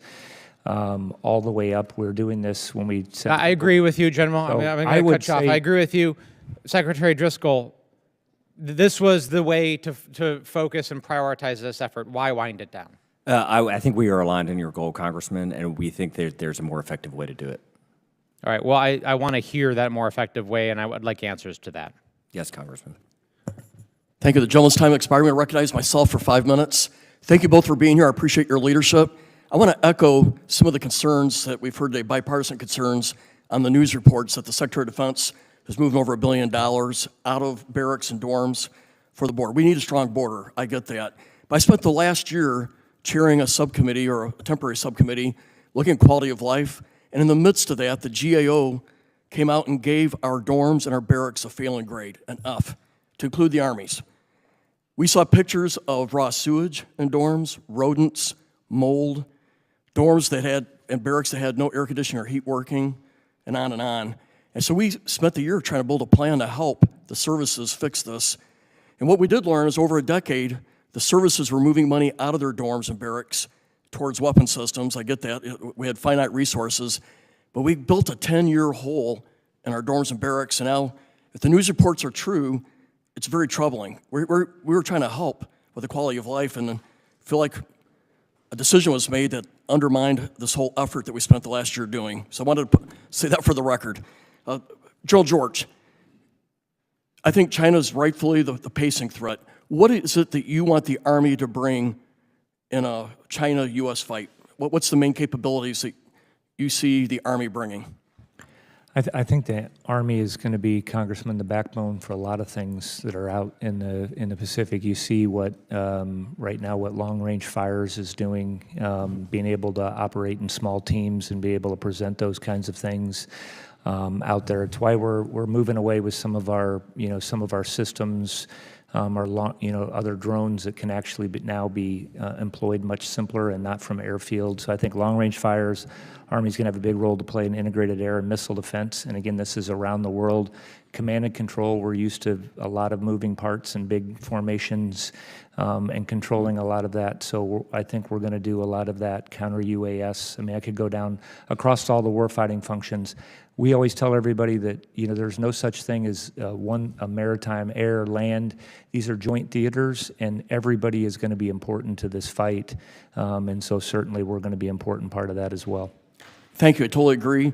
Long-range fires. I think some criticisms towards the Army about if they put the right priority on air defense, but I think we know we need it now, and we need to really invest in this area, particularly in a Far East conflict, and also the counter-drone technology is going to be huge. There's a lot of reports of what China's doing with their drone technology, so we will be facing the same threats that we're seeing in Europe right now. To you both, sometimes I hear the President or Vice President, Secretary of Defense talk about solely China as the primary threat, but I don't hear a lot of talk about Russia. And yet, since 1991, Russia's forcibly changed their borders 9 times. And we're seeing the big one right now with Ukraine. Would you agree that Russia is indeed a threat, 1? And 2, do we have are we going to maintain our posture in Eastern Europe with the Baltic countries, Poland, Romania? I think our presence there is critical for deterrence. Secretary. I think we all agree, and we're following the leadership and guidance of Secretary Hegseth, that China is the pacing threat. But when General George and I talk about the Army that we believe we are responsible to build, one of the things we've referenced is that often most human beings that thought they could predict the future have turned out to be wrong since the beginning of mankind, and we want an Army that can be effective anywhere that we send it. And so in all of our planning, we try to build an Army that it stands by and stands ready to go anywhere the President sends us. But yes, so is Russia a threat? Russia is a threat. Thank you. General George. I would agree with that, and I just want to this gets to some of the earlier questions about what kind of equipment. I don't think that we can have an Army that is only good at one thing. The Army has to be, our country expects it of us, and I know we can do that, and that's exactly what we're focused on with the Transformation Initiative. Do we plan on keeping our presence in the Baltics and in Poland? You'll die, either one of you. Yeah, I've not seen any, policy decisions on that right now, Congressman. I can't think of better allies. These folks love our country. I've been to Baltics many times and Poland. They love freedom. They know what it's like to live under the Soviet Union or Russian control. They are investing 4% roughly of their GDP, trying to go to 5%.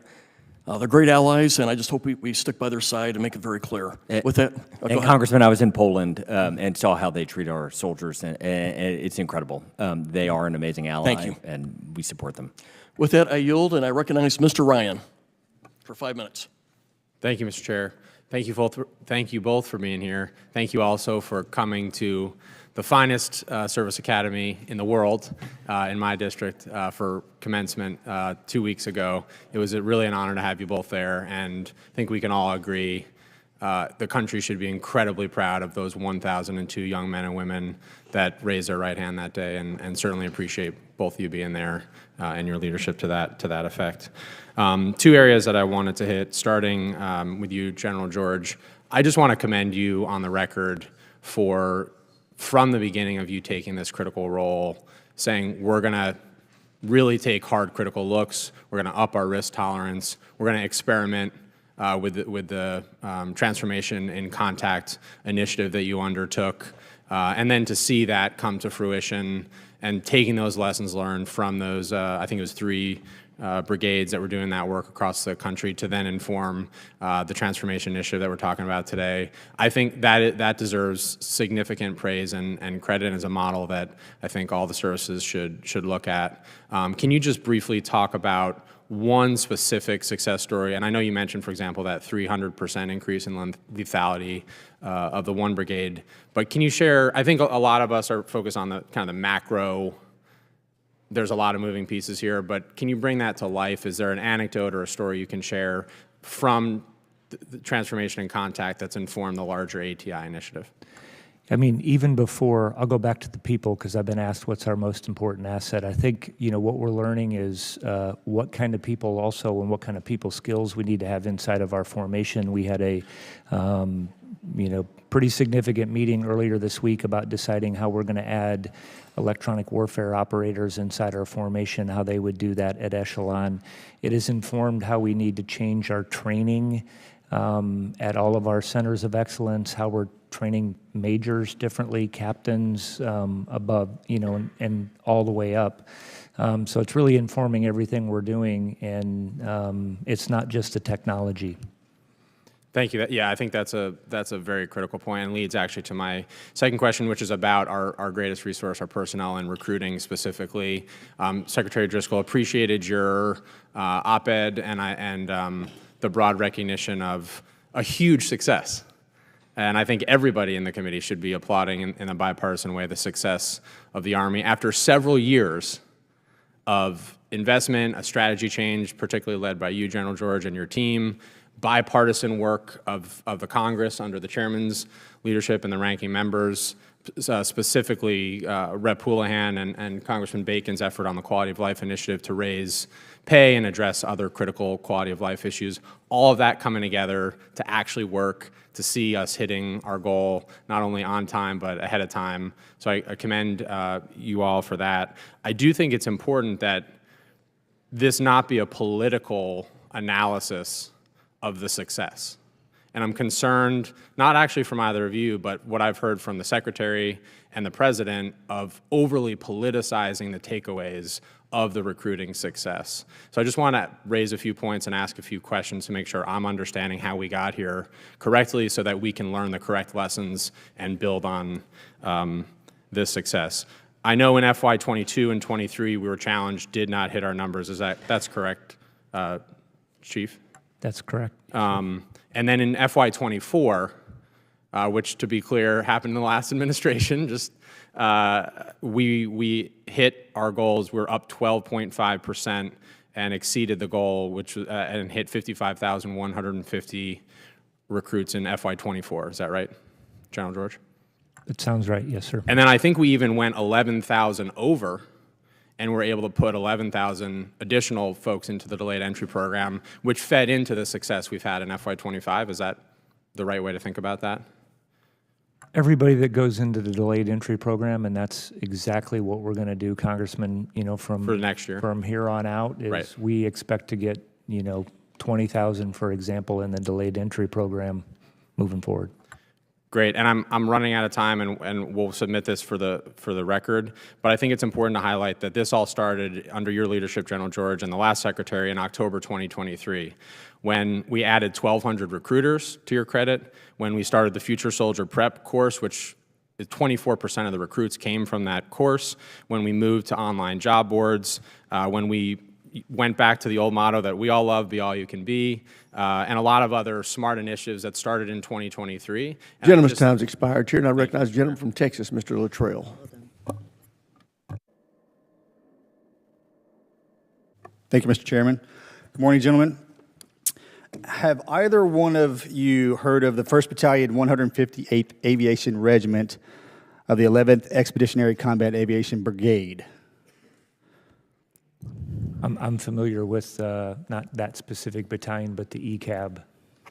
Yes, sir. Mr. Secretary? Directionally, not specifically. That's unfortunate because it's being decommissioned, and it's in my district. And I want one of you two to tell me why that's happening. Because I would hope, since that's being decommissioned, and Mr. Crow said it very eloquently, we can be your greatest asset or your worst enemy. And you've come into my house, where I was born and raised in this county, and you're taking something away from me, and I want to know why. We went through, and we've done a lot of war games, Congressman, on what we need for aviation structure, and so that's what we went down from start to finish on what we were going to do. I think we've talked a lot this morning about autonomous systems. You did speak about modernization. I'm curious why you wouldn't try to modernize that unit instead of decommissioning it. I say decommission because I'm a Navy, guys. There's a different term in the Army. Please let me know. Well, again, I think when you're overstructured on a specific asset and you're under investing in others, you have to make decisions on that. That's what we are looking to do with a lot of those pilots that are in Compo 3 is they will, we're working right now with them that they would move and they would fly in the Guard. We got a lot of talent in there that will go with the Guard or potentially with Compo 1. But again, what we have committed ourselves to is that we're not going to keep equipment that we don't need, systems that we don't need when we know we need to invest If in we don't other need those systems. particular weapon systems or those air assets, why can't we increase the capability by moving more modern aircraft to that location? Again, I think we're going to, over the years, going to start to see a reduction in what we're having for some of our rotary wing aircraft, and we can talk about how much rotary wing aircraft has been used right on the front lines. In some of these, it's less.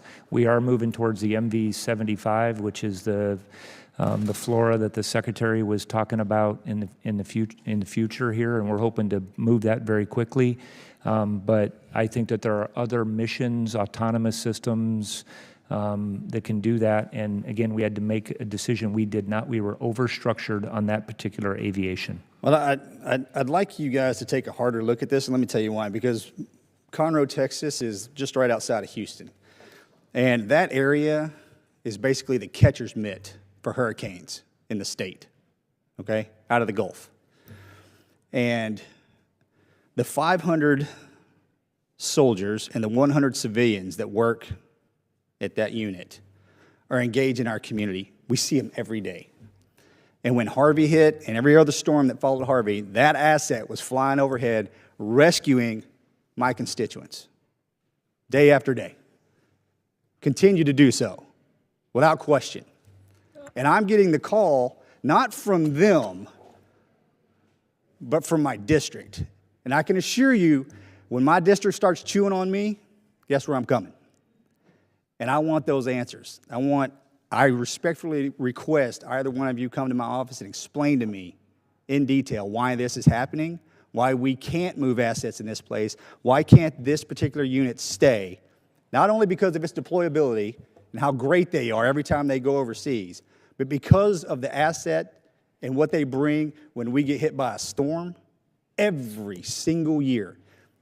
Now, if you do take that from us, and I'm going to speak hypothetically here, if you do take this from us and this goes away, and I've heard 12 to 24 months once you pull the trigger, if that happens and we get hit again, which we will, you're going to have to explain to me. And Congressman, we'd be happy to come to your office and explain it. The first bucket of ATI, we are reallocating $48 billion of spending over the next 5 years. We've had a lot of hard conversations with a lot of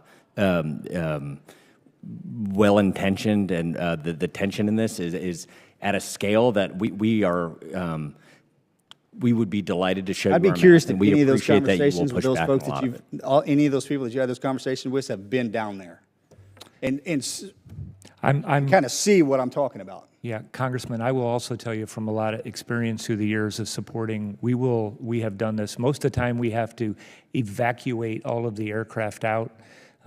We still have Cavazos that's right up the road. And Gentleman's time's expired, Chair, and I recognize Representative Vasquez from New Mexico.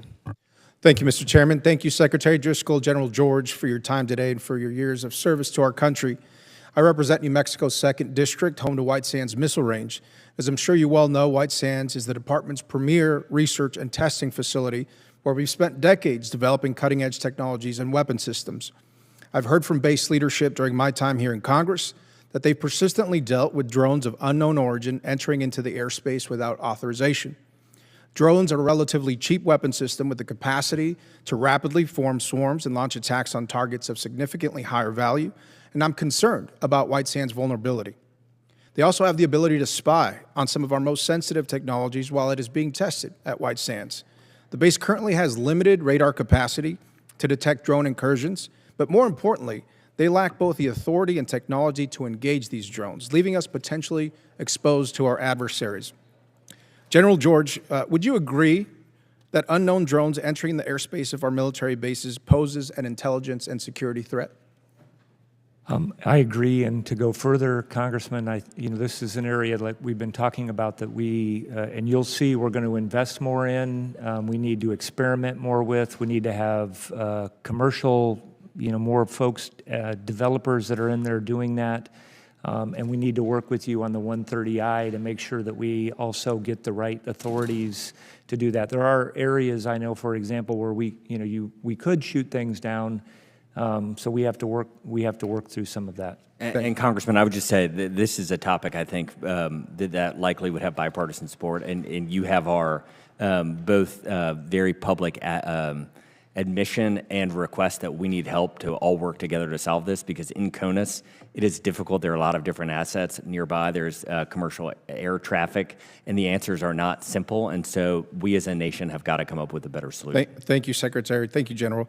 Does the Army or Department of Defense keep a log of instances in which unauthorized drones have been entering military airspace?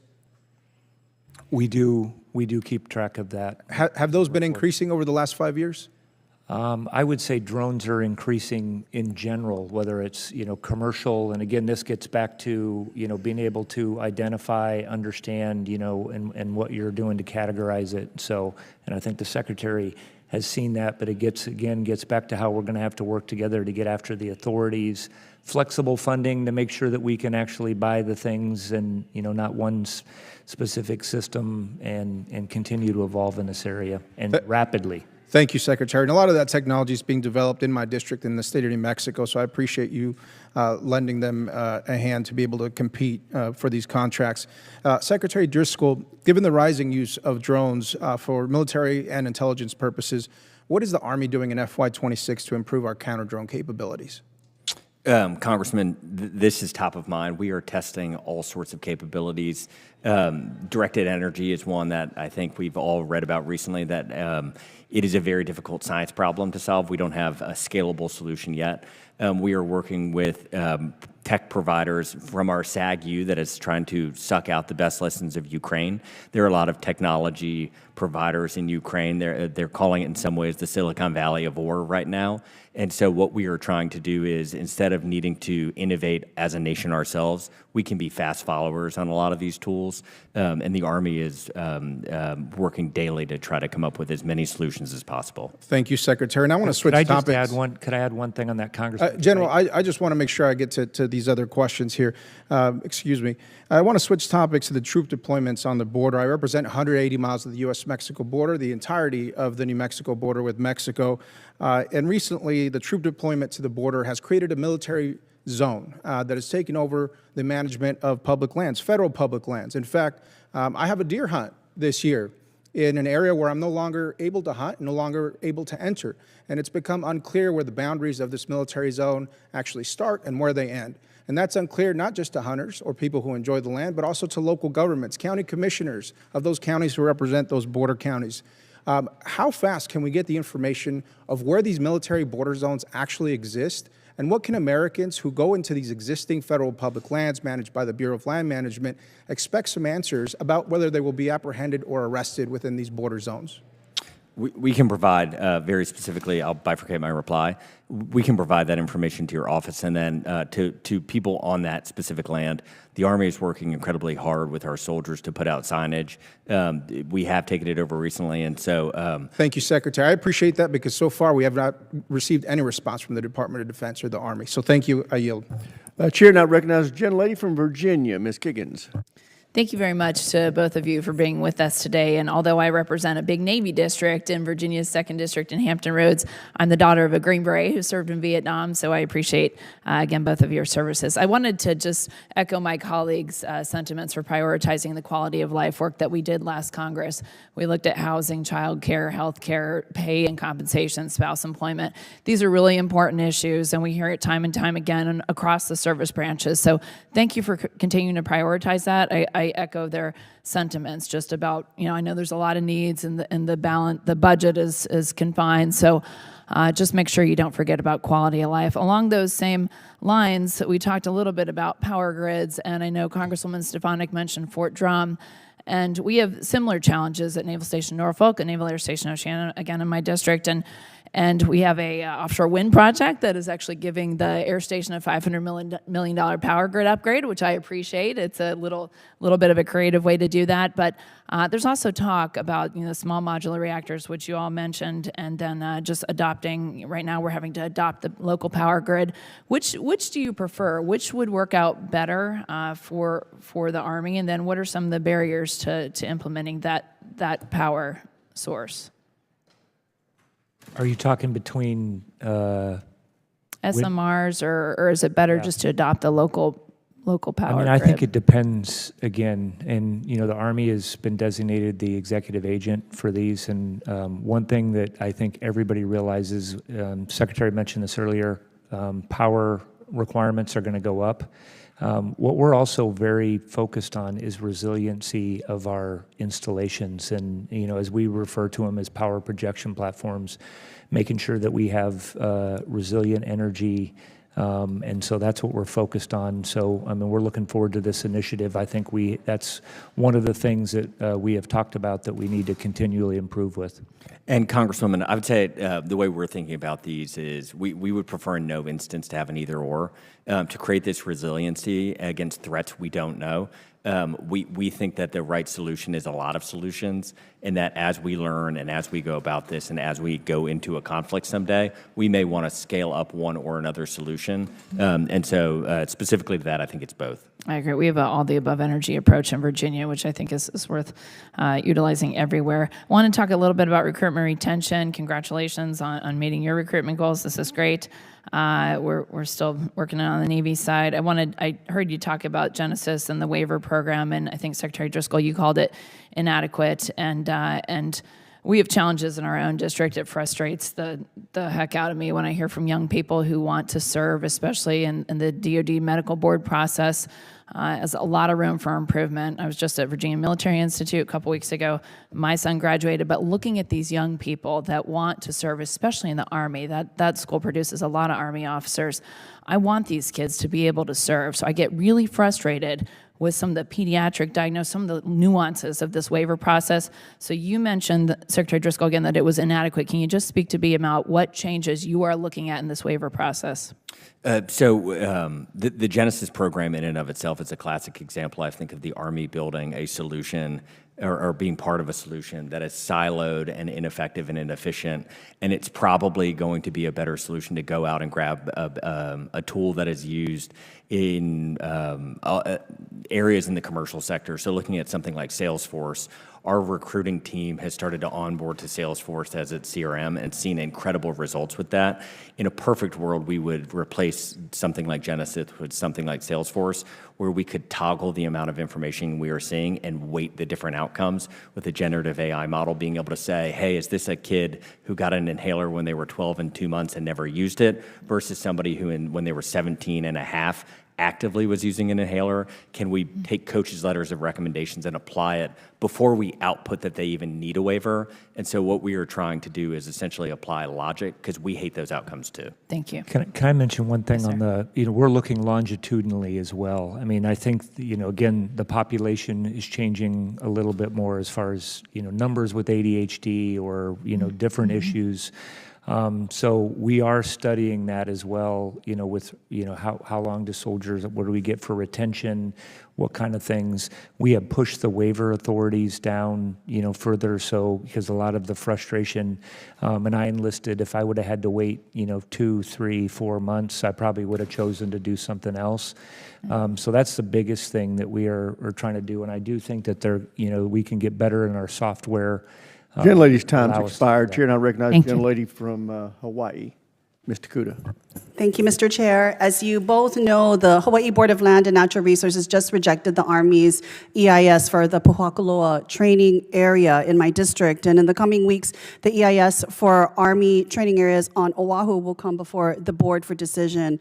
Given ATI restructuring efforts, does that change the Army's intended footprint needed in Hawaii, perhaps doing less with more of an emphasis on things like advanced manufacturing, 3D printing, additive manufacturing, all in which were contained in Secretary Hegseth's memo, which prioritize this and are in line, quite frankly, with the work that we are starting to do at Schofield right now?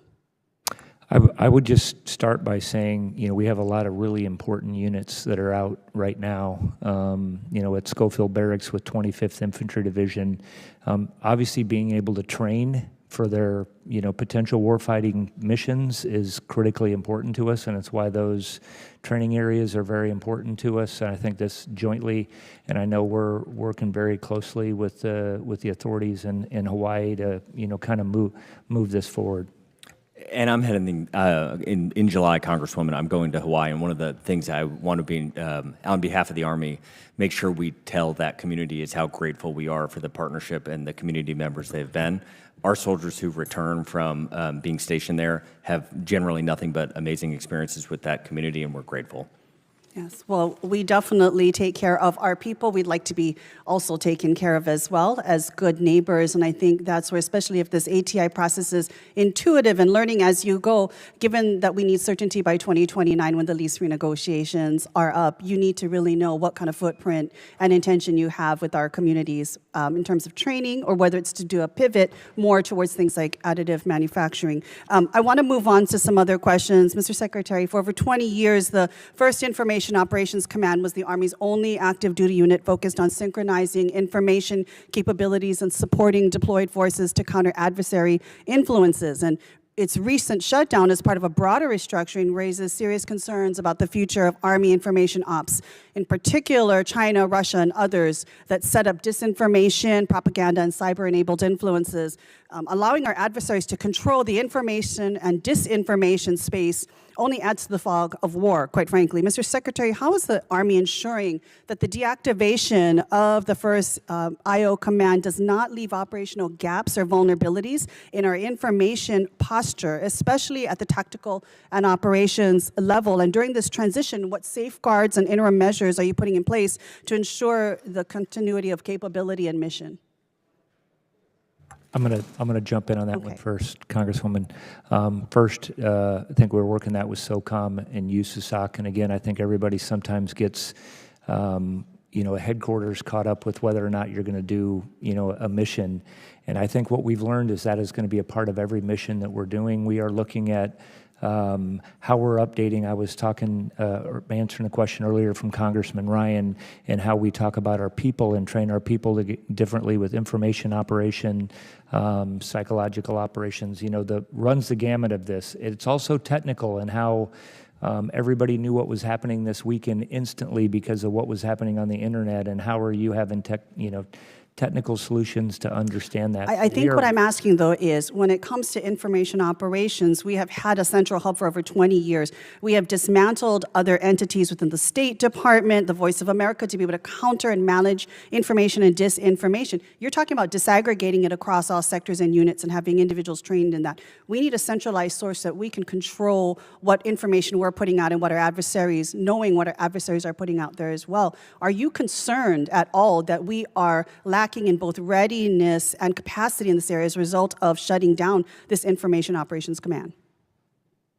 It can be a simple yes or no, because I do. Based so on you have no command, concerns that we are at a disadvantage to areas like China that are very much attuned to the need to be able to manage this particular space. We'll continue on later, but I wanted to ask one question about AI. Now, from what we've seen in your May letter to the force on Army ATI, you've stated that command and control nodes will integrate AI to accelerate decision making, and I fully support us moving in that direction. But when we've looked at other sectors and how AI is distributed, we need to make sure there's clear ethical boundaries and oversight, personnel, or there will be serious risk. My question is, can you clarify your vision for AI integration into command and control, what it looks like in practice? Are you talking about AI in an advisory capacity or initiating and executing actions autonomously? How do we ensure... time's expired. Chair, and I'll recognize Thank you. I will submit the questions for the record, Virginia, Mr. Chair. McGuire. Thank you, Mr. Chairman, and thank you for our witnesses for being here today. We wouldn't have a country without our military, so really appreciate the service. In the 250-year Army parade, I totally agree. We live in an incredible country. Our U.S. Army has an incredible history, and that must be told. And I think, well, I appreciate what you said about meeting the recruiting goals 4 months early and before the busier, more productive months.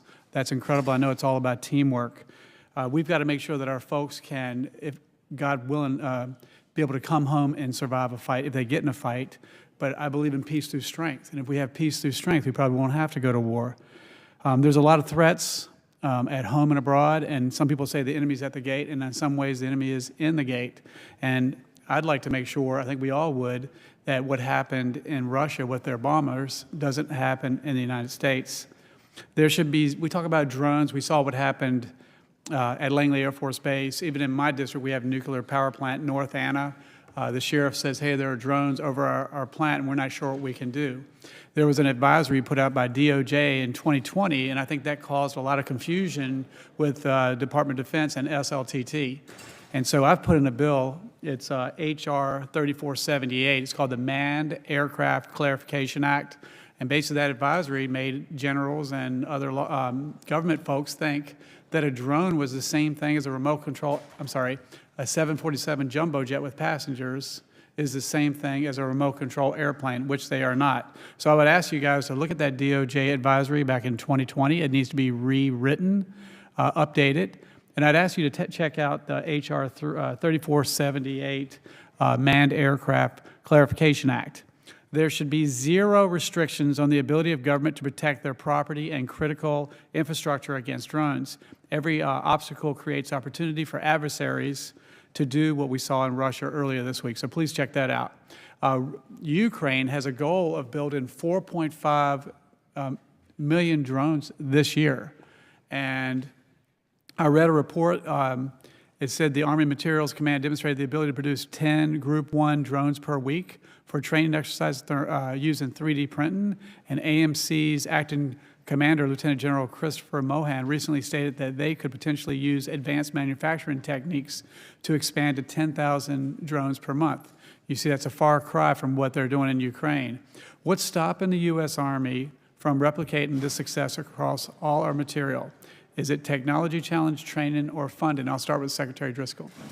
I think the shortest answer would be all of it, all of the above.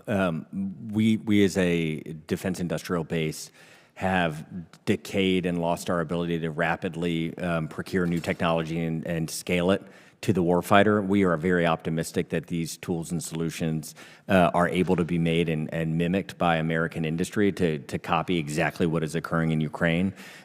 We are optimistic that with the bipartisan support of this committee, we are able to get the funding to do this quickly. There are tools, and General George and I have visited a number of companies, small and medium sized, that we think this renaissance of the industrial base that is hopefully unlocked from Army Transformation Initiative will allow us to put into place the things that would be required to scale to something like keeping up with Russia's 1 million drones or Ukraine's 4 million, but we're not there today. And I apologize, but I have limited time, so there's one more question I'd like to ask. And I appreciate your answer, Mr. Secretary, to my colleagues Joe Wilson and Elise Stefanik on the importance of small modular reactors for the Army. But I'd like to ask about some more details on Executive Order 14299, deploy advanced nuclear reactor technologies for national security. So, Mr. Secretary, you mentioned the issue of contested logistics and supply chains. Where do you see microreactors in this context? And by the way, in my district, we have BWXT, and I think they're going to be the first microreactor that's operational in the world. I think microreactors can be an incredible asset as we solve against the future energy needs of the United States Army, both in CONUS, OCONUS, and peacetime and wartime, and we are excited to lead that effort.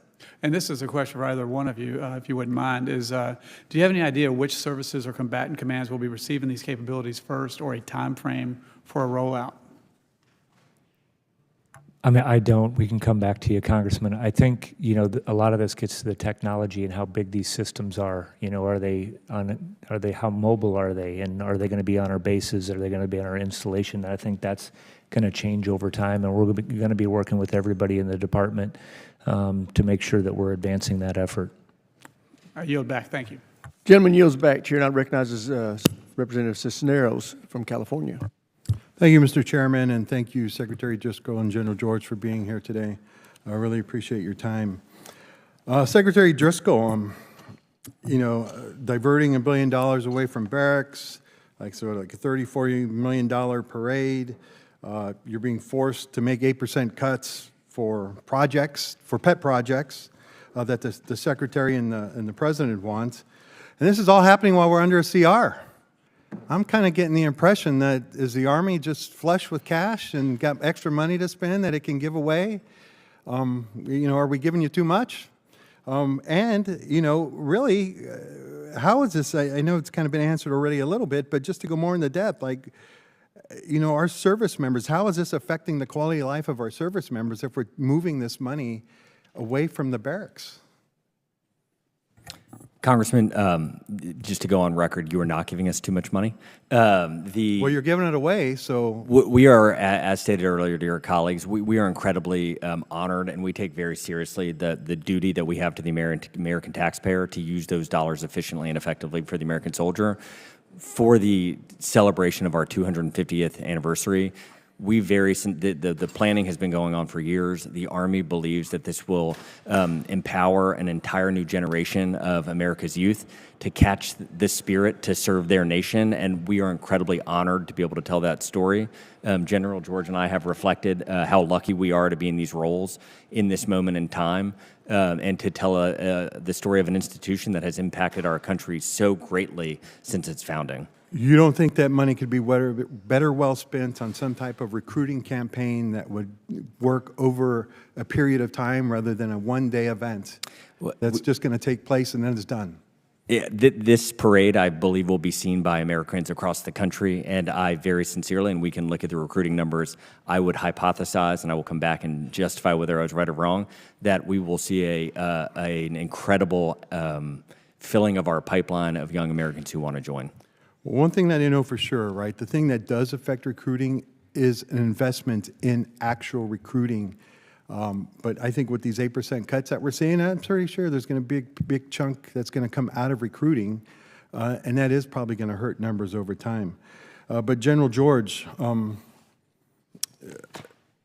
know, the Secretary Hegseth has made some comments about wanting to reduce the number of general officers by 20%, 3-star, 4-star officers by 20%.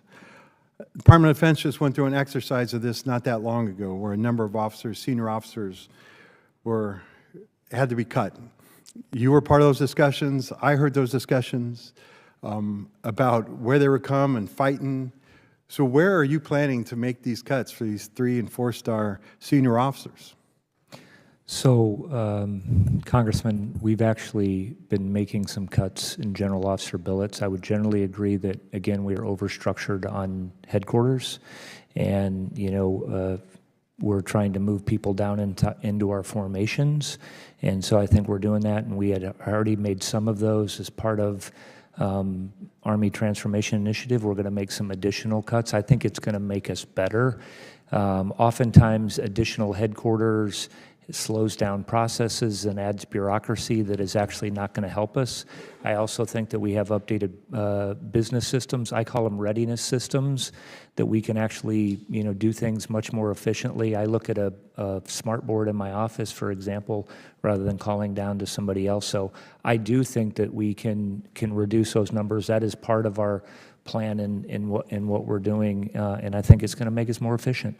Well, look, I would love to see that sheet and what you think and where you think you can cut, because from my experience and what we heard in the conversations there were a lot of arguments and fights about we need to keep this billet, we can't let this one go, and I'm suspecting that the Army is going to try and fight for its billets, but if you are ready to kind of give those up, I guess you can give I them think up. the key is, Congressman, is that you know, what we've been focused on too is outside, moving people out of our headquarters. I mean, I've been out in a couple of places and we have like a combat division, and we are not filled with their GOs because they're doing other things, you know, that are back on whatever staff they're in at whatever higher headquarter. So we need experienced combat leaders in our combat formations. That's exactly what we're focused on with this, and how do we right size to make sure that we're doing that. No, I do not disagree with that at all. I think they need to be in your formations, right? But Gentleman's time's expired. Chair now recognizes Dr. Jackson of Texas. Thank you, Mr. Chairman. I'd also like to thank our guests for being here today and updating our committee. Since the beginning of the year, the United States Army has had tremendous success by refocusing the force on the needs of the warfighter, attacking inefficiency, and elevating war-winning capabilities. The American people have recognized this, and this focus on readiness and lethality, in response, they are raising their hands to serve. In the first quarter, as mentioned, the Army is killing it on their recruitment and their retention, and you guys are doing a great job. I want to thank you and Secretary Hegseth and General, everybody else on their efforts on this. Across the services, we're doing a really good job on recruiting and retention, and that is a big change. I personally want to say thank goodness we're not wasting money like we did over the last 4 years, letting DEI and the Biden's woke agenda drive our recruiting efforts. That was an absolute waste of time. We're past that now. to deter and, if necessary, win against our adversaries whenever, however, and wherever they threaten American interests, it is paramount that we provide essential funding for Army programs and capabilities. Special Operations Forces continue to provide critical capabilities in countering violent extremist organizations globally, while also setting the theater, building partner capacity, and conducting other missions to give our adversaries pause. The U.S. Special Operations Command operates by 5 soft truths, one of which is most special operations require non-special operations support. That is why I led a provision in the FY25 NDAA that prohibits reducing Army soft enablers until the Army provides a report on the feasibility of using inherent relationships with general purpose forces.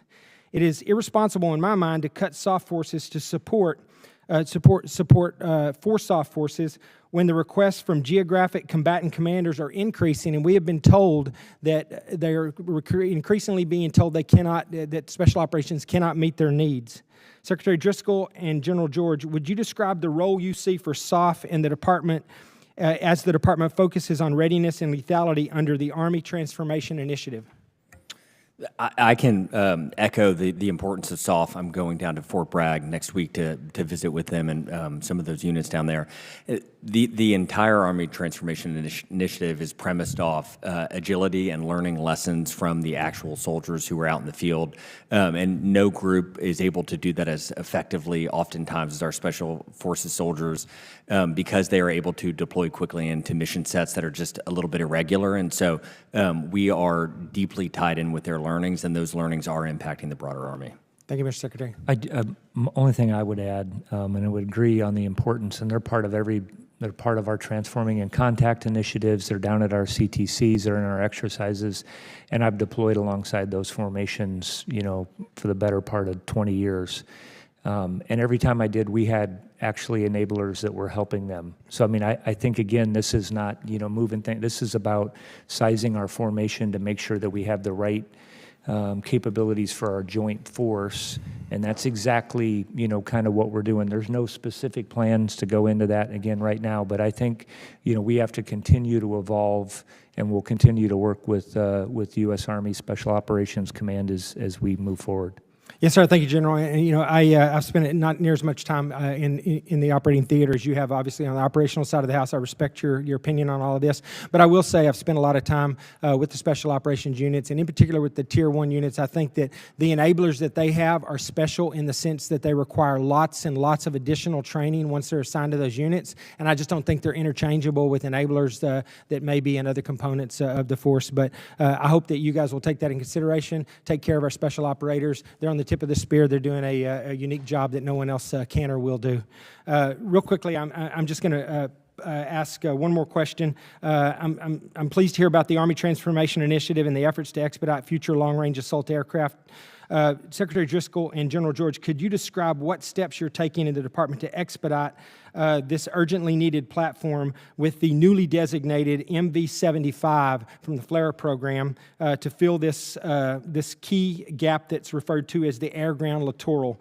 What are we doing to make sure that we can accelerate this and the fielding of the weapon systems associated with it? I think it's critically important to the fight in the future. I think this is a place we as an Army can grow very quickly and take into account some of the lessons learned from being a wartime body, where I think what allowed us to manufacture and scale so quickly in World War I and II is we had soldiers on the manufacturing floor. And today what we're trying to do is work with those manufacturers, have them send us lists of where the federal bureaucracy is getting in their way. If they can't find a resource they need, we have said we will do it. And then very importantly, we are going to try to... Gentlemen's Thank you, time General George. I'll expired. take yours offline. I'm out of time. Thank you. Chair now recognizes Mr. Sorensen of Illinois. Thank you, Chairman and Ranking Member, and soldiers on the manufacturing floor. You know what I'm going to talk about. I want to talk about manufacturing and how important this is to the Rock Island Arsenal and its storied history. Good morning. Welcome to Secretary Driscoll and General George. Like many of my colleagues, I am frustrated by how the Army has decided to roll out this Army Transformation Initiative. It doesn't matter which side of the aisle that we're on here. We all want to make sure that the Army is lethal. It is ready to meet the challenges of today and tomorrow. However, You chose to give us a plan with few details, with no budgeting, and a failure to answer a lot of our questions. And now we're hearing about how this plan will be implemented from my own constituents, not from leadership. The Army and Congress have always had a better relationship than that. As you both know, I represent the largest government-owned and operated arsenal. And today, we need the same commitment from you as Congress got from Abraham Lincoln, that the Rock Island Arsenal will be fully funded to make the Army all it can be. Rock Island is proud to be home of the Army Sustainment Command and Joint Munitions Command. Both commands provide vital but different support to the soldier. However, this Army Transformation Initiative calls for the integration of these two, putting Joint Munitions Command and Army Sustainment Command together. Joint Munitions Command has been essential in overseeing Ukraine's defense of their sovereign ground. We need to make sure it remains at the ready for the next fight. But now hundreds of jobs are on the line at Rock Island, and for what? We can't afford for expertise to be lost right at the spot where we have always bolstered our munition production. JMC is already a lean machine with the smallest number of employees in Army Materiel Command while overseeing 18 sites. Secretary Driscoll, you spoke in your opening statements today that the Army has been slow to innovate. Please explain how merging these two essential missions at Rock Island will help the expertise within the Army, but also help us scale up munitions productions before 2027, as well as our growing organic industrial base. We as a nation are incapable currently with all of the bureaucracy and regulation and overregulation and calcification of our just kind of rational decision-making bodies at creating the munitions that we need.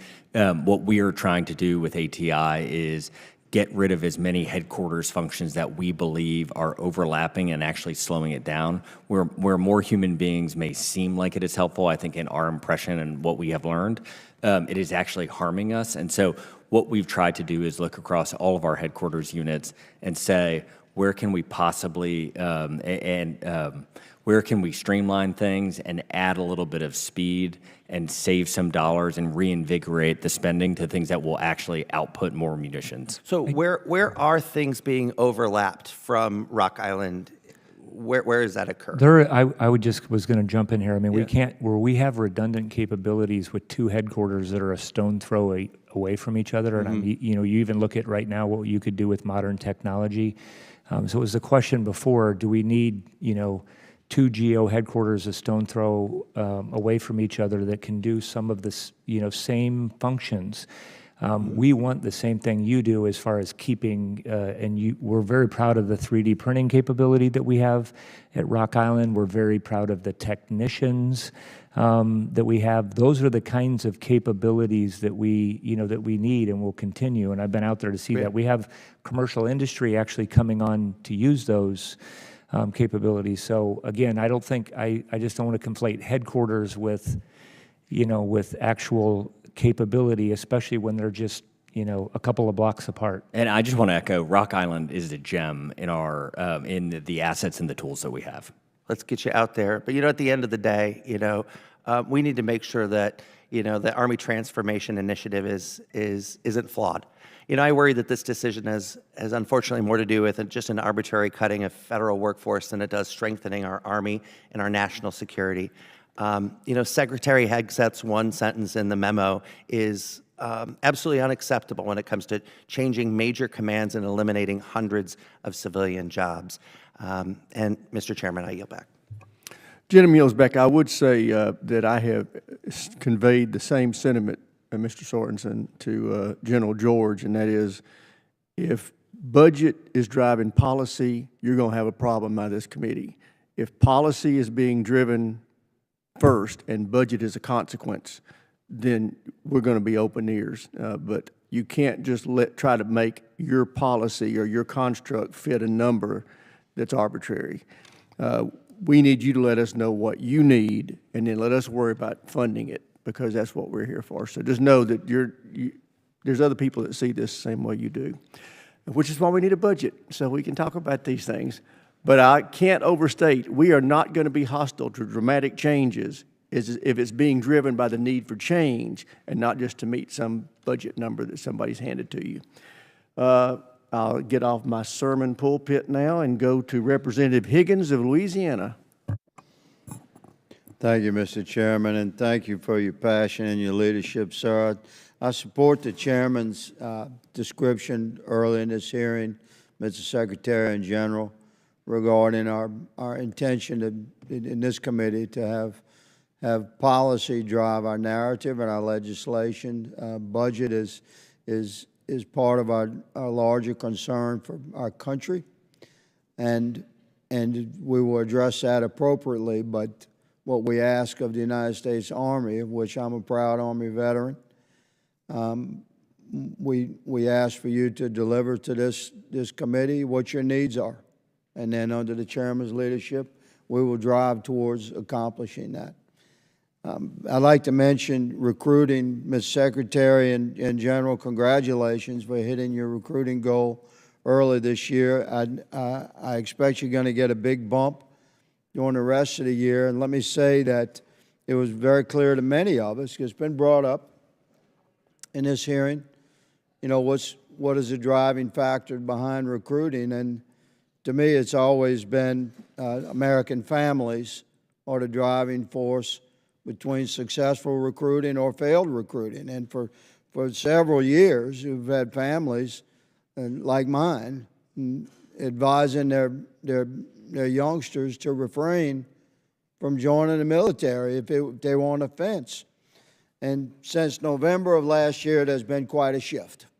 The families are again confident in the future of the United States military, and therefore you're seeing the surge of recruitment, and congratulations on that, because families are again supporting their children's consideration for service. It's never been about money. It's always been about, you know, what are the principles reflected in the United States Army and the United States Navy and the Air Force, Marine Corps. Do those principles reflect the core values and principles of traditional American families? And if that alignment is solid, then your recruitment will be productive. So thank you for that. General and Secretary, you each mentioned the expanded capability of buying capability, your quote, General, versus being restricted by, quote, specific programs. In order to provide the best available tech, again, your quote, General, would you mind elaborating on that? I know you have earlier in this hearing, but please explain to America what shift we're trying to accomplish within this committee to deliver to the United States Army the ability to buy the most effective technology that's available right now or next month or in 3 months or 6 months, as opposed to being locked into a specific program. Will you clarify that, General? Yes, Congressman. I think, again, I'll give a couple of quick examples, but drones are a perfect example that we know that technology is rapidly advancing. And if you bought a drone now, and I had used one in Afghanistan that was still in service, actually, when I became the chief, that was like 20 years old, you know that was old technology. So we can't be locked into things. We need to just have a capability. We can come over here, and that's what we're talking about with agile funding. We could lay out exactly what we're buying. So, you know, we want the oversight to make sure that we're doing that. But to maintain pace. And that's what you're calling capabilities, correct? That's a capability. Drones, autonomous systems would be one.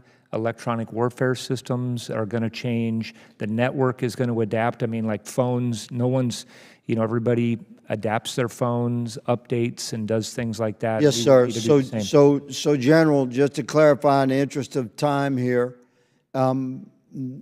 we want to provide the Army, what you're envisioning here, with the capability to buy, say, showroom. Like if a company produces a new model that fits your capabilities that Congress has authorized and funded, you want the freedom to be able to go to the next showroom over and purchase that model versus the last one you bought. Is that correct? I think we also need to be responsible enough to that when we build things, we build them modular. So the larger systems, we know active protection is going to change. We know the network is going to change, that you could maybe make modifications on those systems as well. So we're not building one integrated system that takes 5 or 6 years to come to fruition that we know is going to have to change. So we have to change, too, how we're doing business. Gentleman's time's expired. Understood. Thank you, Mr. Chairman. Chair now recognizes a gentlelady from Maryland, Ms. Elfrith. Thank you, Mr. Chair. Thank you, gentlemen. And General, thank you again for your hospitality and candor when this committee visited in Austin. I echo the congratulations from this committee on recruitment numbers. And certainly it is years of thoughtful and strategic planning in the making led by your team, General. So we greatly appreciate that. I agree with and I'm relieved to hear that you say our most critical asset in the U.S. Army is our personnel. So before I start questions, I do want to just echo my colleague, Congresswoman Houlihan's concerns about some of the statements that Secretary Hegseth has made as it relates to rolling back the opportunities for fully qualified women who meet every fitness standard to serve in certain roles in the U.S. Army. Now, obviously, Secretary Hegseth will answer for himself when he's in front of this committee next week, but unfortunately, I didn't hear a commitment from either of you.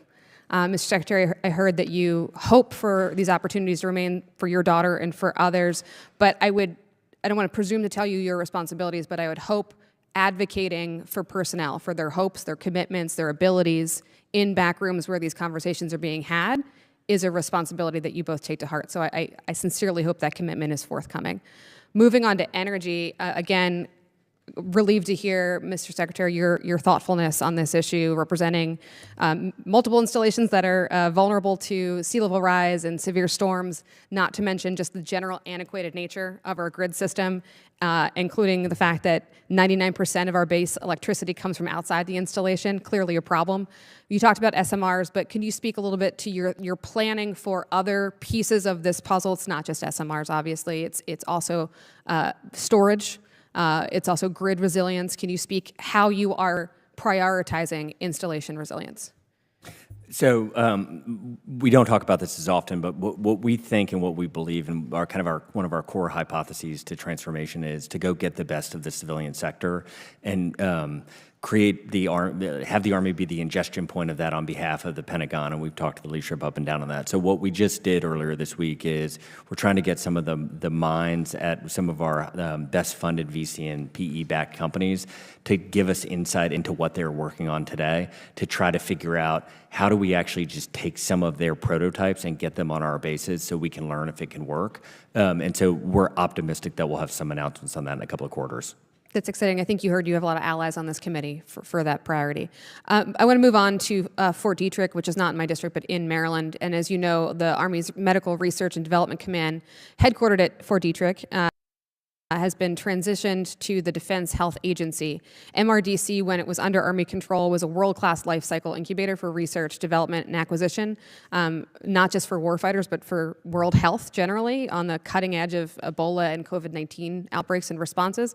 However, the DHA contracting authority is now managing that medical R&D, which is different from what they've been used to their capabilities in the past. So, Mr. Secretary, I'm curious, how are you working with DHA so that we don't lose all of that research, all of the thought leaders that live at Fort Detrick? How are we going to continue to move this ball forward?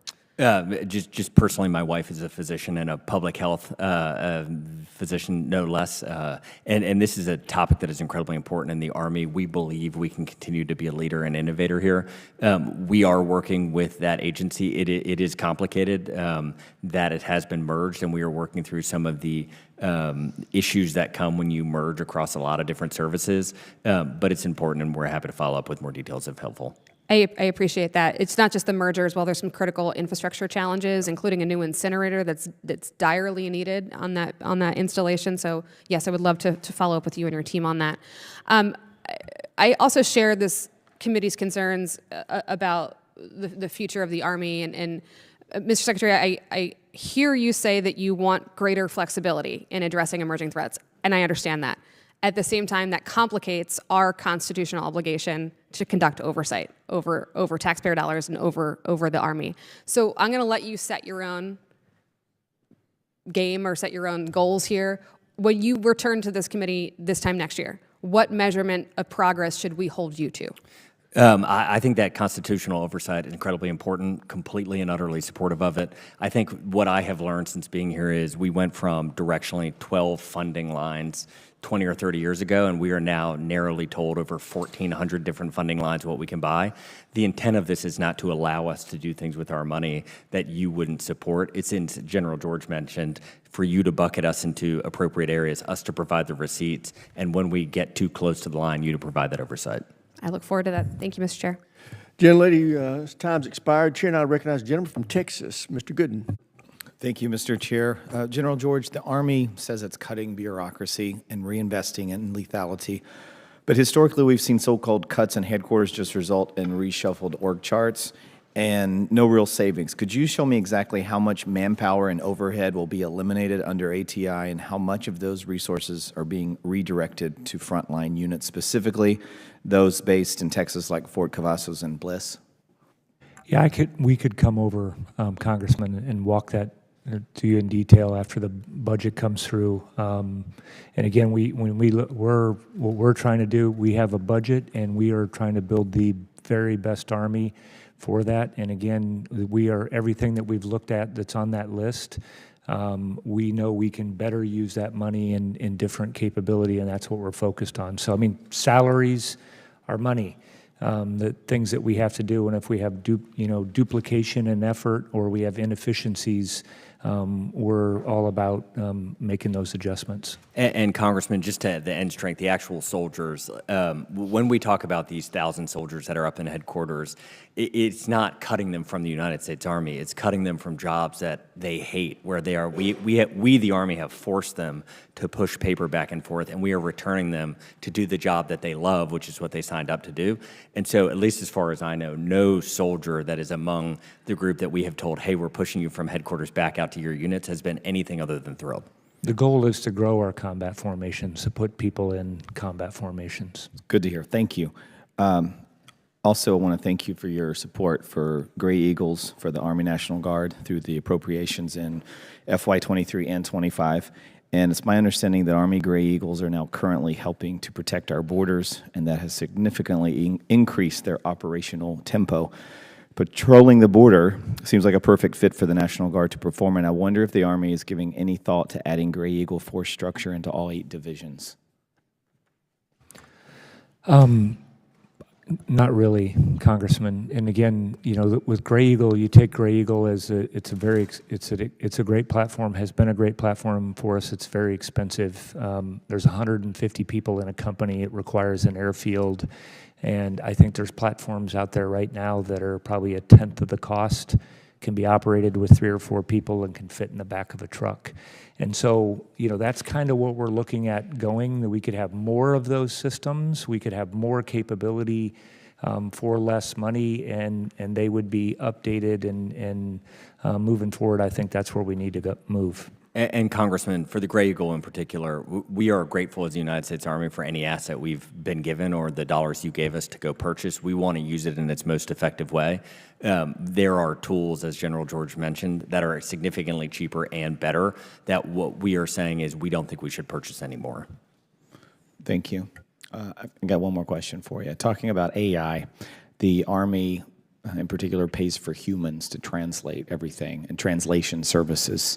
This probably wasn't on your radar today, but the definition of government waste is, in essence, what we're doing now. And generative AI, foreign language translation solutions are being used today by several Army units to drastically increase the efficiency of Army linguists, but more could be done. And I'm wondering if you could discuss any plans, if you have any, to expand AI language translation technology across all Army divisions, and where in your budget you would allocate these resources. I can take the first part, which is almost nothing gets me more excited than the use cases of things like generative AI, both for the warfighting function of the Army, but also the Army as a business. General George and I reference us as 2 discrete functions. One is a very lethal killing machine, and then the other one is just a large enterprise scale business that moves people and things around the country and the world. AI is going to unlock so much value immediately on the Army as an enterprise business that we are looking actively for every single place that we can possibly take. We have over 200 business systems, enterprise-level systems that we use. I'm picking a number that I think General George would agree with. I don't think we need more than 20, and AI is going to be incredible for things like language services that helping us achieve that. Super. Maybe at the next hearing we'll hear what gets you more excited than that. So thank you, and appreciate the work you're doing. Yield back. Gentleman yields back. Chair, and I recognize the gentleman from Missouri, Mr. Bell. Thank you, Mr. Chair and Ranking Member. Hello to our witnesses. Thank you for being here and for your service as well. And one thing that I will say about this committee that is encouraging to me on my short time here in Congress is that members on both sides of the aisle take our security and our national defense very seriously. And I think members on both sides of the aisle agree that we have some tough choices to make. And we must invest in our national security. Everyone understands that. We must modernize our armed forces. Everyone understands that. But we also know that money is not infinite and resources are limited. So at a time when so many across the country, including in my own district in St. Louis, are still recovering from, and in our example, the worst natural disaster since the late 1950s, when our adversaries are sparing no expense in investing in AI technologies, cyber warfare technologies, hypersonic missiles, we have to ask those tough questions because we recognize we have some tough choices to make. And so I do have to ask the question, is a parade really the best use of $45 million? And as we've heard from many of my colleagues, and as the administration has said, military recruitment and enlistment are at some of its highest levels. I think one of our members said that on the recruiting side, we're killing it in a good way. And this is the highest levels of recruitment that we've seen in years. Is this correct? Correct. And highest since, if I'm not mistaken, since 2021. Is that not correct? I think it goes back farther than that, but correct, very high. But good, very correct? Good.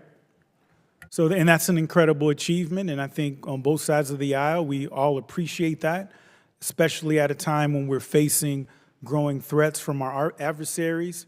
That is something worth celebrating. But that's also exactly the point.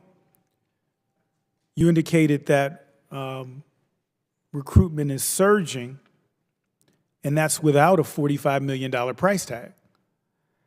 So why are we now planning to spend that money on a parade with the hopes of spiking recruitment when we're already spiking recruitment? Why don't we just do what we're doing? And that's not my question. Because we're talking about symbolic displays when our real needs lie elsewhere. Meanwhile, our adversaries are coming. And we are the measuring stick. We are the goals that they're trying to reach and surpass. So, in my opinion, we should be investing in what truly strengthens our military, not gestures that come at the expense of more urgent priorities. Secretary Driscoll, with the Army investing heavily in advanced tech and modernization, how do you ensure that funds are not diverted away from essential soldier support programs such as mental health, family services, and housing, which are critical for long-term retention and morale? I'm sorry. Would you mind repeating the question? Absolutely. I lost a little in there. No, I shouldn't lose my time for that, Mr. Chair. Secretary, with the Army investing heavily in advanced tech and modernization, how do you ensure that funds are not diverted away from essential soldier support programs such as mental health, family services, and housing, which are critical for long-term retention and morale? We totally agree, Congressman. So one of the ways we try to look to see quantitatively if the Army is healthy and with our soldiers is we think of retention as a trailing indicator of success and recruiting as a leading indicator of the success and the healthiness of the Army. We are thrilled to say that on the retention piece, so the soldiers that are currently in the Army getting to see, are we delivering to them the things that they need to care for their families and care for themselves? We hit our annual retention goal 6 months into this year. And so for us, that is we take that as a pretty good indicator that we are delivering on our word to them. And we hope to continue that. Yes, Congressman. Thank you. I think that's my time. I yield back. Gentleman yields back. Chair now recognizes the gentleman from North Carolina, Mr. Harrigan. Thank you, Mr. Chairman. And gentlemen, thank you so much for your testimony today. And before kind of hopping into this slide that I've got here, I just want to say that since coming to Congress, I've worked to continually educate everyone that I possibly can up here in Washington that we have a very stark choice when it comes to our defense. We can either continue to invest in the military that we have today, or we can invest in the military that we actually need to deter or defeat China. They are not the same choice. We cannot choose both. And you gentlemen have chosen voluntarily something that rarely is seen in this town, to take the road of courage, which is to make change. That is exactly what the Army Transformation Initiative is and what it does through eliminating legacy assets, force structures, and contracting mechanisms. It actually gives us the opportunity to create the Army that we truly need in order to deter and defeat China. So you have my sincere thanks for your efforts, and you will have my support. Part of the Army Transformation Initiative is making sure that we start winning the economics of conflict, and you cannot have a discussion about winning the economics of conflict without having a discussion about SUAS today. And I think as we all have seen, as the Ukrainian battlefield has fundamentally changed the rules of modern conflict, where currently drones, FPV drones, are accounting for greater than 80% of the casualties that are inflicted on that battlefield today. Small arms only account for 2%. Artillery accounts for less than 12%. The rules are changing. And if we are to win the economics of conflict, we must address SUAS. As we saw with Ukraine over the weekend, in Operations Spider's Web, 117 different drones at an average cost of $800 per unit, costing Ukraine less than $100,000 worth of investment, inflicted more than $7 billion worth of damage against the Russians. This is capability that we need. It is also capability we need to defend against, and we have neither at scale right now. We know that we are significantly behind both our adversaries and our allies in our ability to produce SUAS at scale. Last year, China spent $29.4 billion on drones, with some experts estimating that their production volumes and capacities may exceed 500,000 units per month. Last year, the Ukrainians produced 4 million SUAS units and are on track to produce over 5 million units this year. The Russians are on track to produce similar numbers. And in our current posture, we in this country, we are only capable of producing 50,000 SUAS per year. So General George, my question for you is, given what we are seeing play out in Ukraine and across the globe, do you think that the United States is currently behind in the attributable SUAS space as well as the counter SUAS space? And if so, how do we close the gap? I agree with everything you said, Congressman. We have to get cost curve is a big part of it, and then we have to be able to produce things at scale. And I think that that's one of the things that we're talking about with our industrial base, that we need to be able to produce brushless motors, controllers, all those things that we know go into that. That right now Chinese companies, let's say DJI, is producing 15 million drones a year, and we need to have the ability to do that. So that's where, when we talk about scale, and we're doing some of that with 3D printing, that's exactly what we need to be able to do. And on the flip side, the same thing with scaling on counter UAS.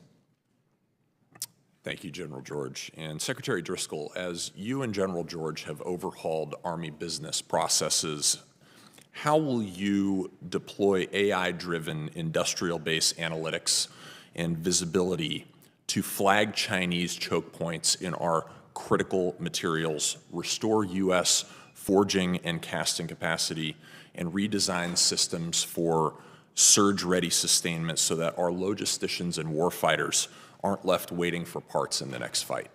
Congressman, this is an incredibly important topic, and much like many of our answers, the solution exists already in the commercial space, and we have done a poor job of integrating that into our systems, and we are actively working on it and hoping to be able to announce the solution in the coming weeks or months. Thank you, gentlemen. Mr. Chairman, I yield back.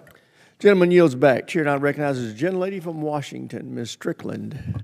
Thank you, Chairman Rogers. It is nice to see you, Secretary Driscoll and General George, formerly of First Corps at Joint Base Lewis McChord. So glad to see your role in the Army. So in our testimony today, you've heard a lot about quality of life, and I was appointed to serve on the quality of life panel. And we know that housing has always been a very, very important factor. And I heard one of you say that recruitment is how you actually judge whether we're doing well, but I would also say retention is just as important. We are thrilled in a bipartisan way to see the recruiting numbers go up. That is a multi-year bipartisan effort that started in 2023. And even in August of 2024, we had record numbers of recruiting for Army. So kudos to everyone, and let's see those numbers continue to rise. But I want to talk about the basic allowance for housing.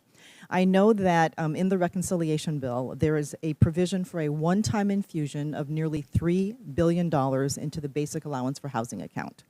But there's no further direction on how that money is going to be allocated. So let's assume this bill becomes law.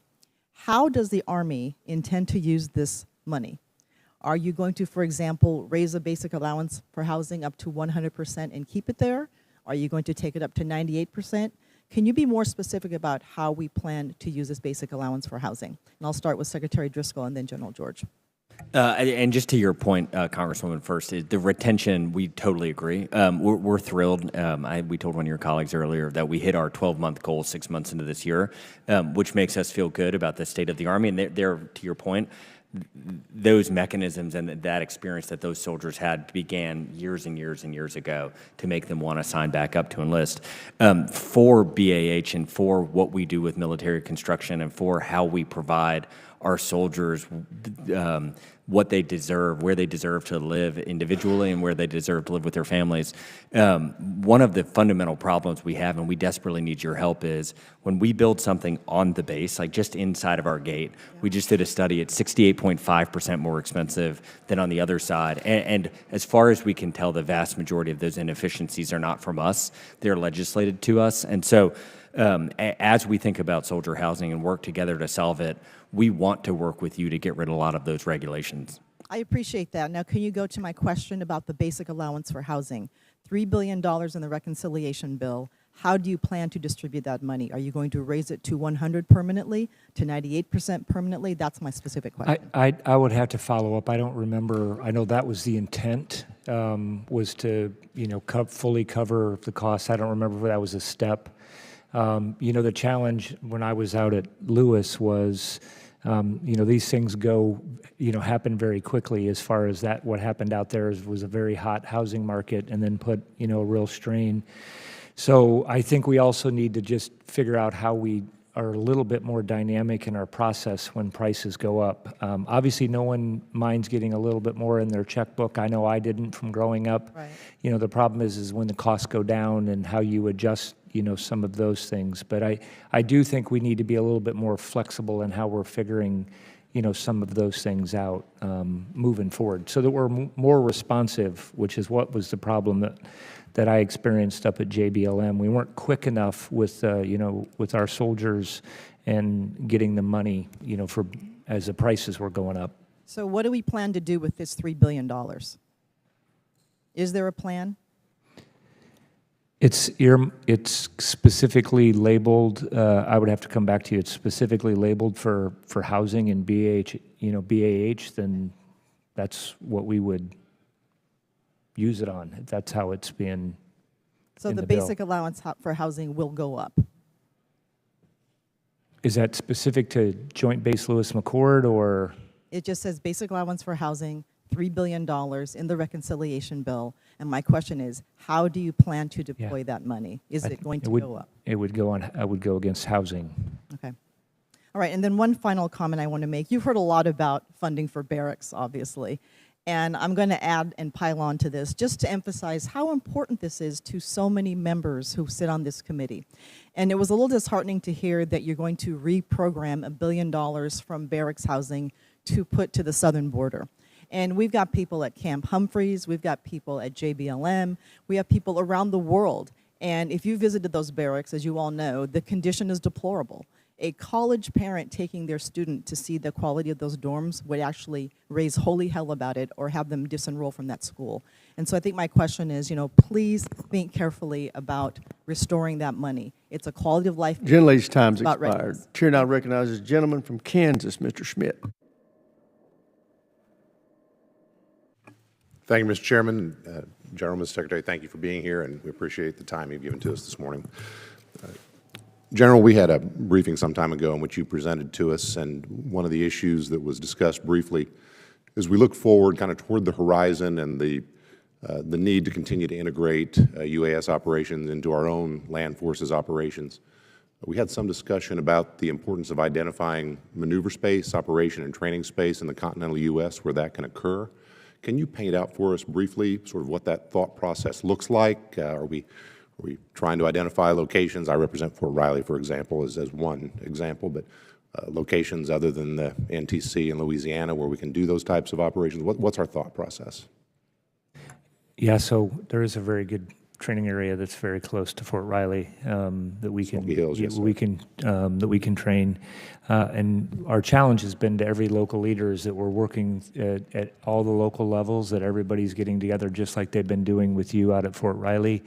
We know drones are going to be part of our formations. We're going to have to start training those, those kinds of things. And so working with the local authorities. And I always give the example when I was a division commander, we sent the paperwork up and then we worked it locally and we had it all figured out before, the paperwork came back. And so I think a lot of these are going to be local solutions because they have, they have to take local considerations from FAA or FCC that's, for example, in the state of Kansas. And so we are talking about that. We're going to have leaders together again this month, and we'll talk about that topic again. I think we're going to have to we're going to have to continue to adapt. Thank you, General. Well, we want to be supportive generally, not just from a Fort Riley standpoint, but I will assure you from a Fort Riley and 1st Infantry standpoint, we would like to be helpful in making sure that all of the appropriate local players are engaged and are helpful. We want to make that happen. I might also ask, either for you, General, or for you, Mr. Secretary, however you want to take this. I also represent Fort Leavenworth, the intellectual center of the Army. We're obviously following the ATI discussion with great interest, and particularly some of the TRADOC changes and the combination with the Futures Command. Can you tell us what we need to be focused on or what we might expect or what you can share at this point in terms of the role of the Combined Arms Center going forward, the Centers of Excellence? We want to make sure that Fort Leavenworth and its many intellectual and training assets not only remain, but are bolstered in all of this so that we're meeting the needs of the Army going forward. CAC, Combined Arms Center, is critically important to us. That's going to, remain there. How we do business there is, we were talking about how we're training, and, we're partnering right now, for example, with Arizona State University and seeing how we might do some distance learning a little bit different. It's still, we're still going to have majors that are going there, but how can we make other offerings? Just like anywhere else, we are looking at, what we can do. Do we have outdated systems that we've been doing? One example is I think we need to update our doctrine much more rapidly in what we're doing. And so part of that's going to be upskilling the people that we have there. Part of that is going to be changing the systems that we have, the business software, the automation, and the things that we have right there, so that skills are going to change. So I think we're just getting started with all of that, and we just had a big conversation on this yesterday. Overall, I don't see the much change at Leavenworth, but there will be puts and takes as we move forward to adapt like any business would do. And Congressman, I would just say for TRADOC, we haven't hit that a lot in this hearing yet, but a lot of the tools that exist that COVID pushed forward for learning, We hope that we can use those for our soldiers to train them where they are, train them in the community where their kids are already in school, prevent them from having to travel and uproot their lives for 4 to 6 months at a time.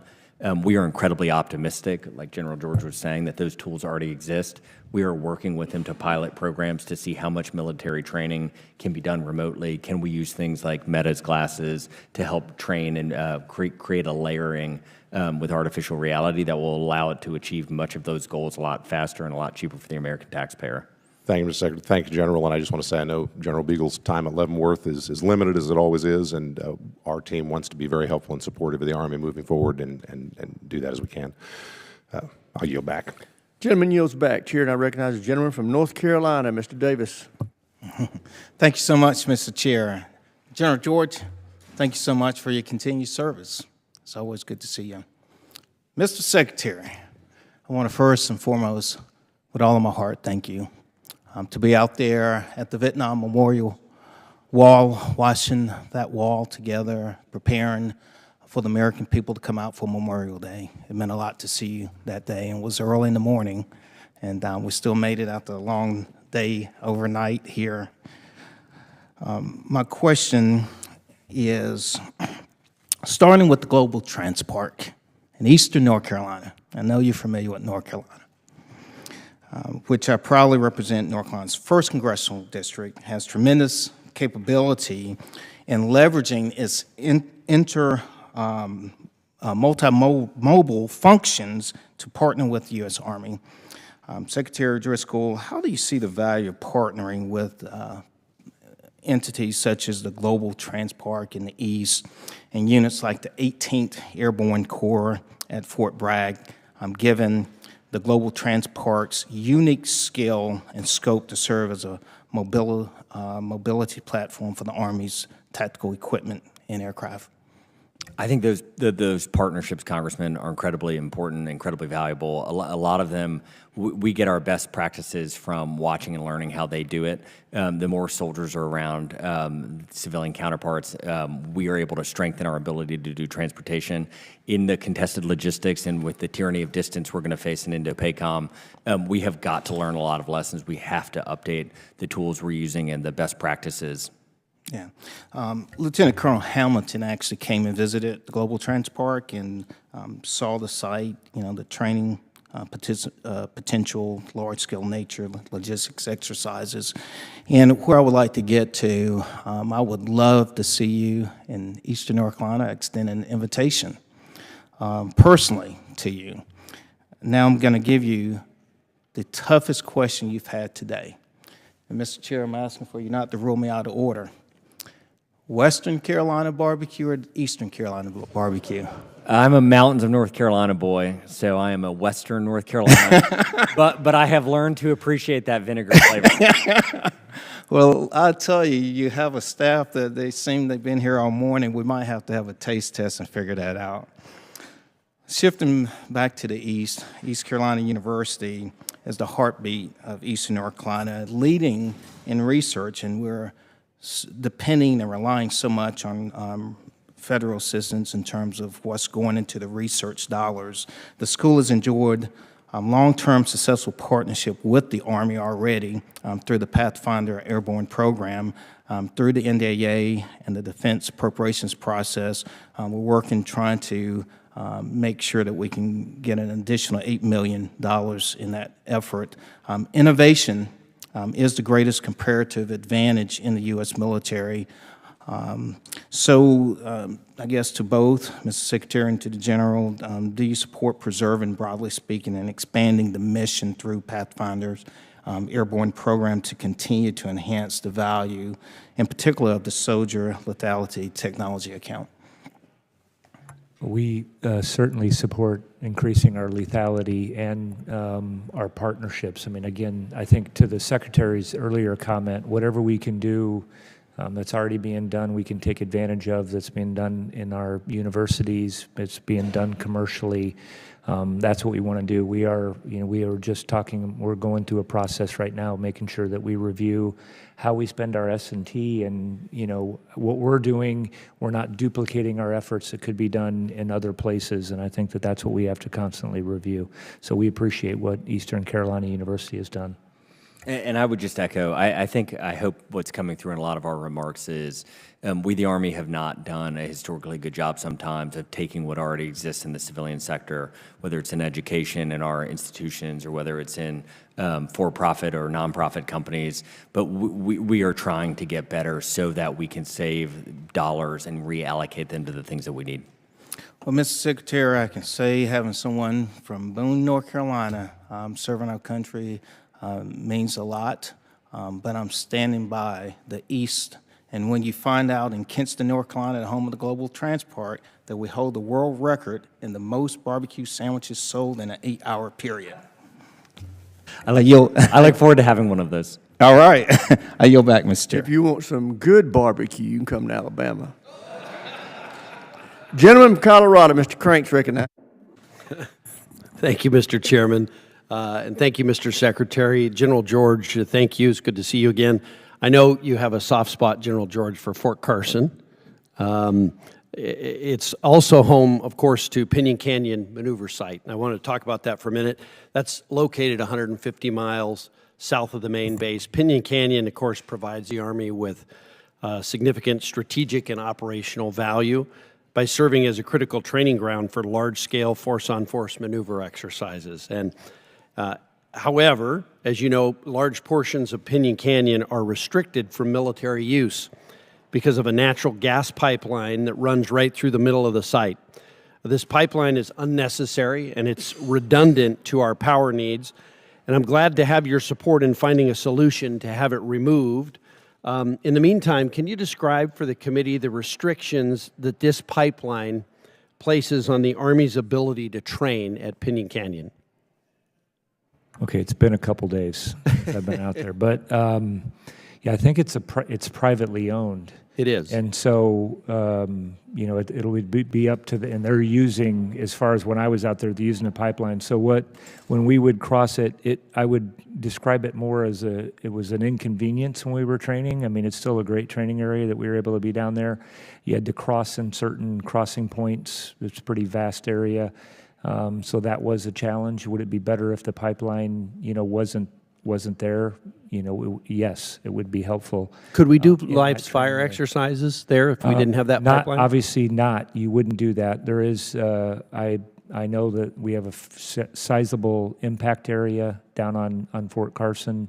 We could, obviously add that. But again, when we rack and stack things as far as cost, I'm not sure. That's where I would invest first. Okay. I'm also very proud of the work that the 4th Infantry Division from Fort Carson, working with Northern Command, is doing down on the border to stop the flow of illegal immigration. We've heard a lot about that. I think it's great. It's important. We've seen what this administration's been able to do to stop the flow of illegal immigration, and the military support doing that, and some of the folks from 4th Infantry Division and Fort Carson doing that. Can you give me an update on their activities down at the border?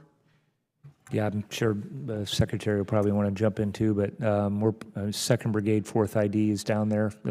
Every report we get, and we probably at least every other week I'm up on the net with the commander that's in charge down there, the division commander that's down there. We're also trying to, besides the great job that they're doing with that mission, we're also trying to be very focused on what we can do to update those units. And that's, they're doing a lot of the kind of missions that they would do, whether it was reconnaissance or guard missions.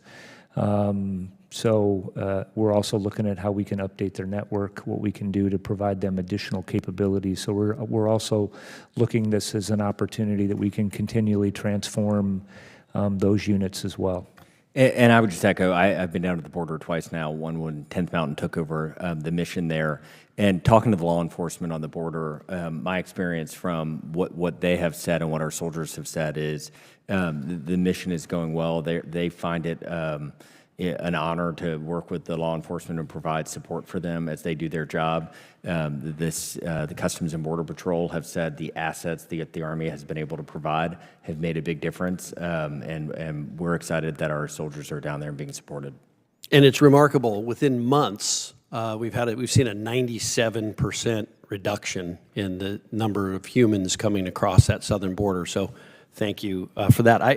I won't have really much time on this, but Secretary Driscoll, I wanted to talk to you. Fort Carson, home of the 11th Expeditionary Combat Aviation Brigade, and that's one of 2 aviation brigades the Army's proposing to inactivate. And I've heard concerns that the Army Reserve Force structure could be unable to absorb the newly orphaned 11th Brigade personnel, resulting in a loss of technical skills and years of experience if they're forced to reclassify. Are you considering integrating these soldiers into training roles to keep them relevant and sharp if we need them for current and future requirements?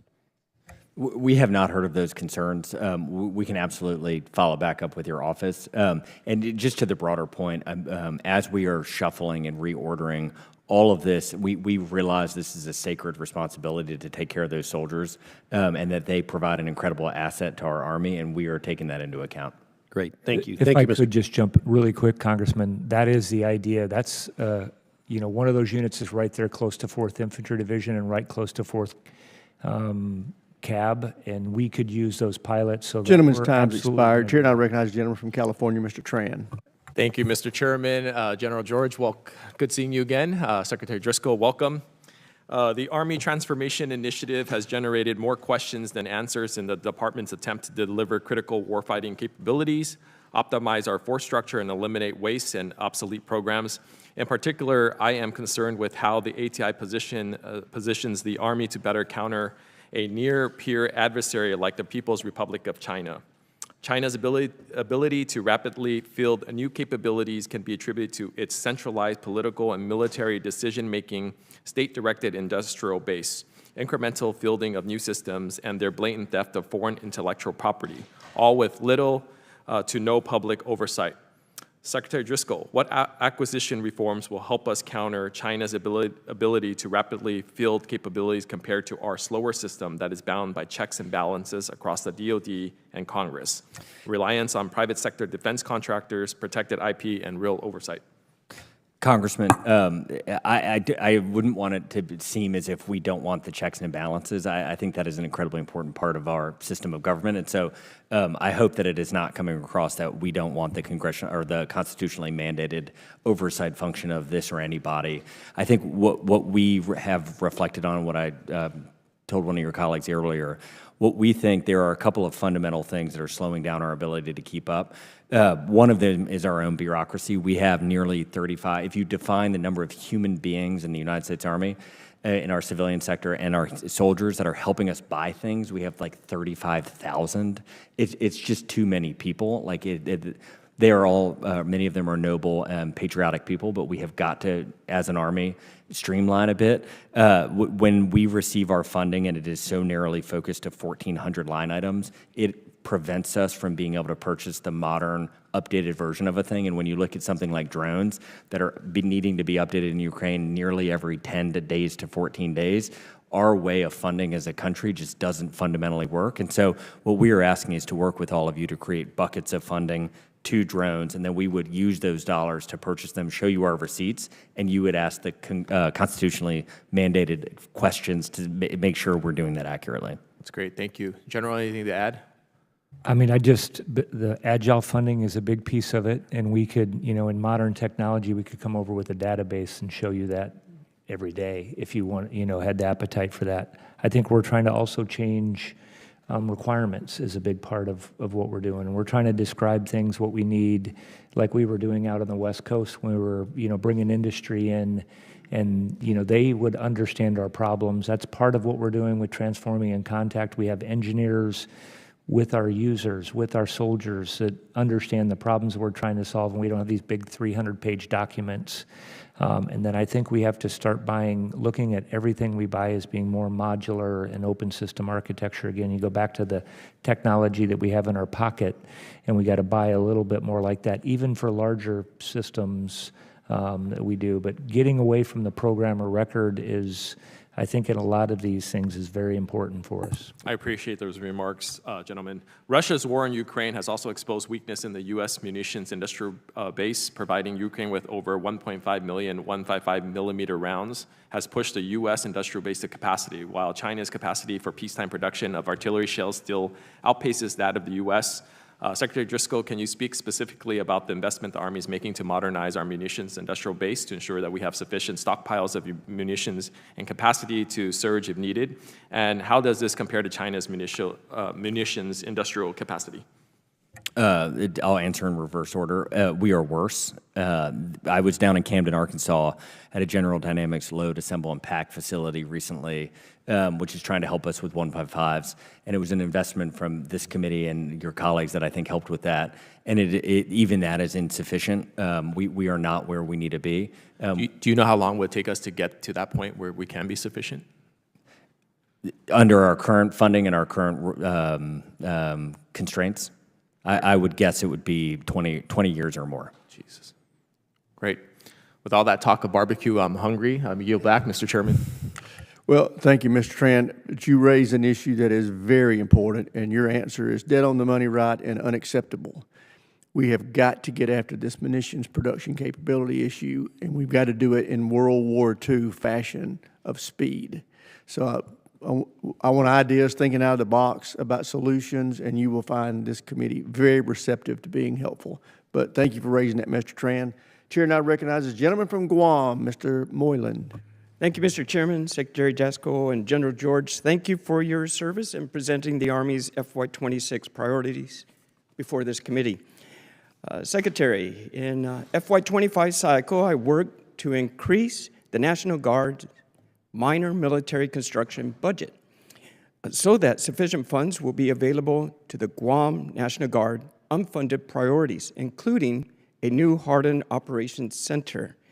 As we move into the FY26 cycle, will your budget prioritize facilities used by the Guam Army National Guard, and how can I work with your department to advance the needs of the Guam Guard in the Indo-Pacific? We would love to work with you and hear more about that, and I can follow up with specifics to your office. I appreciate that.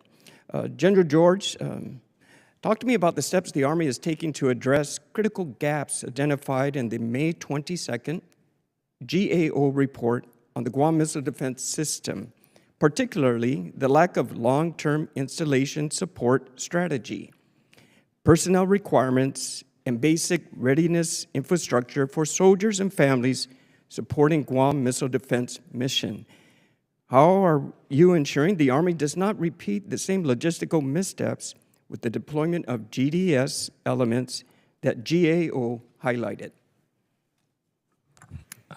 First, I want to just tell you, Congressman, we're very proud of the Guam Guard. You know that from being out there, and I think they're part, as you know, part of that unit that we have out there, and we're trying to actually make that a better mix. You know, the people that actually live there, and defending their, Guam right there from the Guam Guard.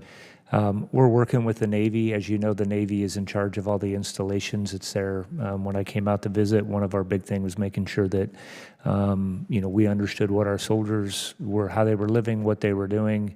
They're very tough out there in doing that, but I would agree that we need to make some adjustments. We've just recently signed an MOU with both the Navy, I think with Admiral Parpero and the Commandant of the Marine Corps.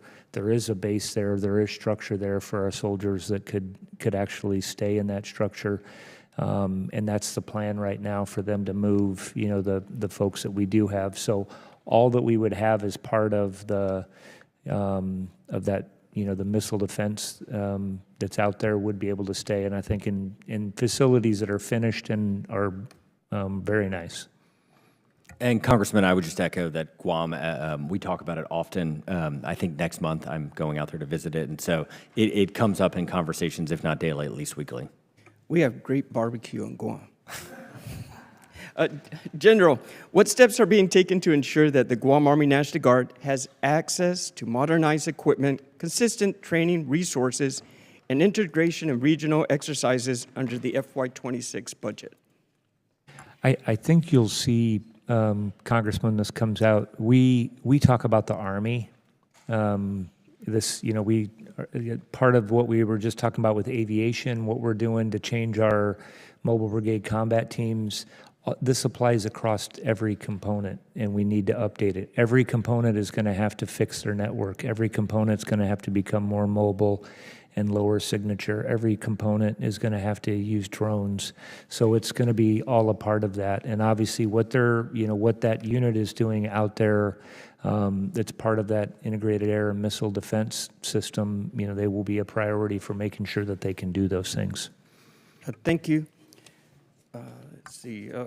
Mr. Secretary, can you also clarify whether the Army is actively planning to any movements of personnel or units from South Korea to Guam? We can't, I can't provide any sort of confirmation on those specific movements, but I think the Secretary of Defense and President are very actively engaged in the posturing of our troops around the world, and we support them. Okay, finally, just a few more seconds. Our THAAD system general. There was an incident raised with serious concern about the infrastructure and surveillance with drones. We did have an incident out there, and can you speak of the Army's assessment of the incident and what steps are being taken to strengthen against drones? We've been talking a lot about drones. I think we need to do a lot. I'm not familiar with your specific incident that happened out there, but I'll call the tag out there and find out what he did. So, thank you. Thank you, gentlemen. Mr. Chair, I yield back. Chair recognizes the gentlelady from New Hampshire, Ms. Goodlander. Thank you, Mr. Chairman. Secretary Driscoll, General George, thank you so much for being here today. I wanted to be on this committee because it has a long bipartisan tradition, and I'm really grateful to you, Mr. Chairman, for your leadership on acquisition reform. I kind of talk about this line of effort, which has strong bipartisan support in a slightly different way. To me, monopolies and corporate abuses of power in our defense sector have undermined our military readiness. They have been a prolific driver of waste, fraud, and abuse for the American taxpayer, and they've really hurt American small businesses, which are the beating heart of our economy. I'm very encouraged that you, Secretary Driscoll, have prioritized one of the most pernicious corporate practices, the monopolization of repair in the Army Transformation Initiative. I'm encouraged about your commitment to, as I understand it, and I want to be sure I understand it, that you have committed to ensuring that any existing or future contract is going to include a right to repair for our military and our service members. Is that right? Very explicitly, Congresswoman, on a go-forward basis, we have been directed to not sign any contracts that don't give us a right to repair. On a go-back basis, we have been directed to go and do what we can to go get that right to repair. And I can say on a personal, how important I think this is. We hope that anyone listening to us who hopes to pitch us a contract going forward will look back at their previous agreements they've signed with us, and if they're unwilling to give us that right to repair, I think we're going to have a hard time negotiating with them. So how are you resourcing and executing on this commitment? We have directed our staff to, throughout all of contracting, follow through on it. And how much do you expect this will save the American taxpayer? I would be pulling a number that I think would be hard to defend with math, Congresswoman, but I think as important as the dollars is, we were telling your colleagues, when we tour bases, you see pieces of equipment that can be upwards of $2-3 million that will be unused for a year at a time because it's something that we can 3D print for a cost of $2 to $20. And beyond just the sinfulness of not using that asset, the American soldiers see that and they're not able to use it, and that is incredibly demoralizing. And so this is a virtuous cycle that I think benefits us in a lot of ways. And can you commit that you'll work with this committee on a bipartisan basis to codify a right to repair for our military and service members? I can commit that it is an incredibly important topic, and I would do whatever I can personally and in this role to help. Well, I hope we can count on you for that. I wanted to ask you, I think you do agree that the Army should pass a clean audit. I hope you agree. The trust, General George and I talk a lot about the responsibility and duty that we have to the American taxpayer, and an audit is a trailing indicator of that responsibility. I think that the way that most audits functions, as I understand them, the United States Army, in how we manage our equipment, makes us uniquely difficult to pass audits. But uniquely important to make sure you're passing a clean audit. So Yes. are you on track to pass a clean audit in this fiscal year?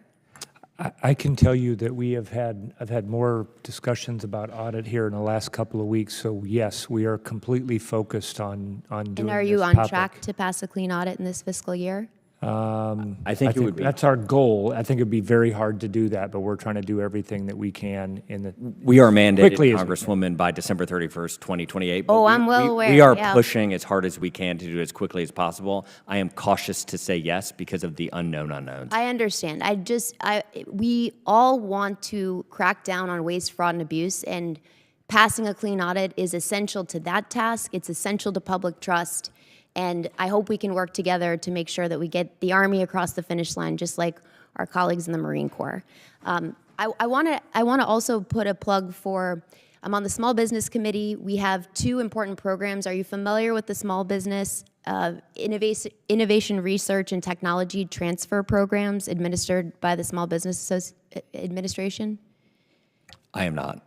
Well, I would love to educate you on these programs. They will be expiring on September 30th, and they've done a lot for tens of thousands of small businesses that want to be a part of our defense industrial base and that could do a lot of good for this country.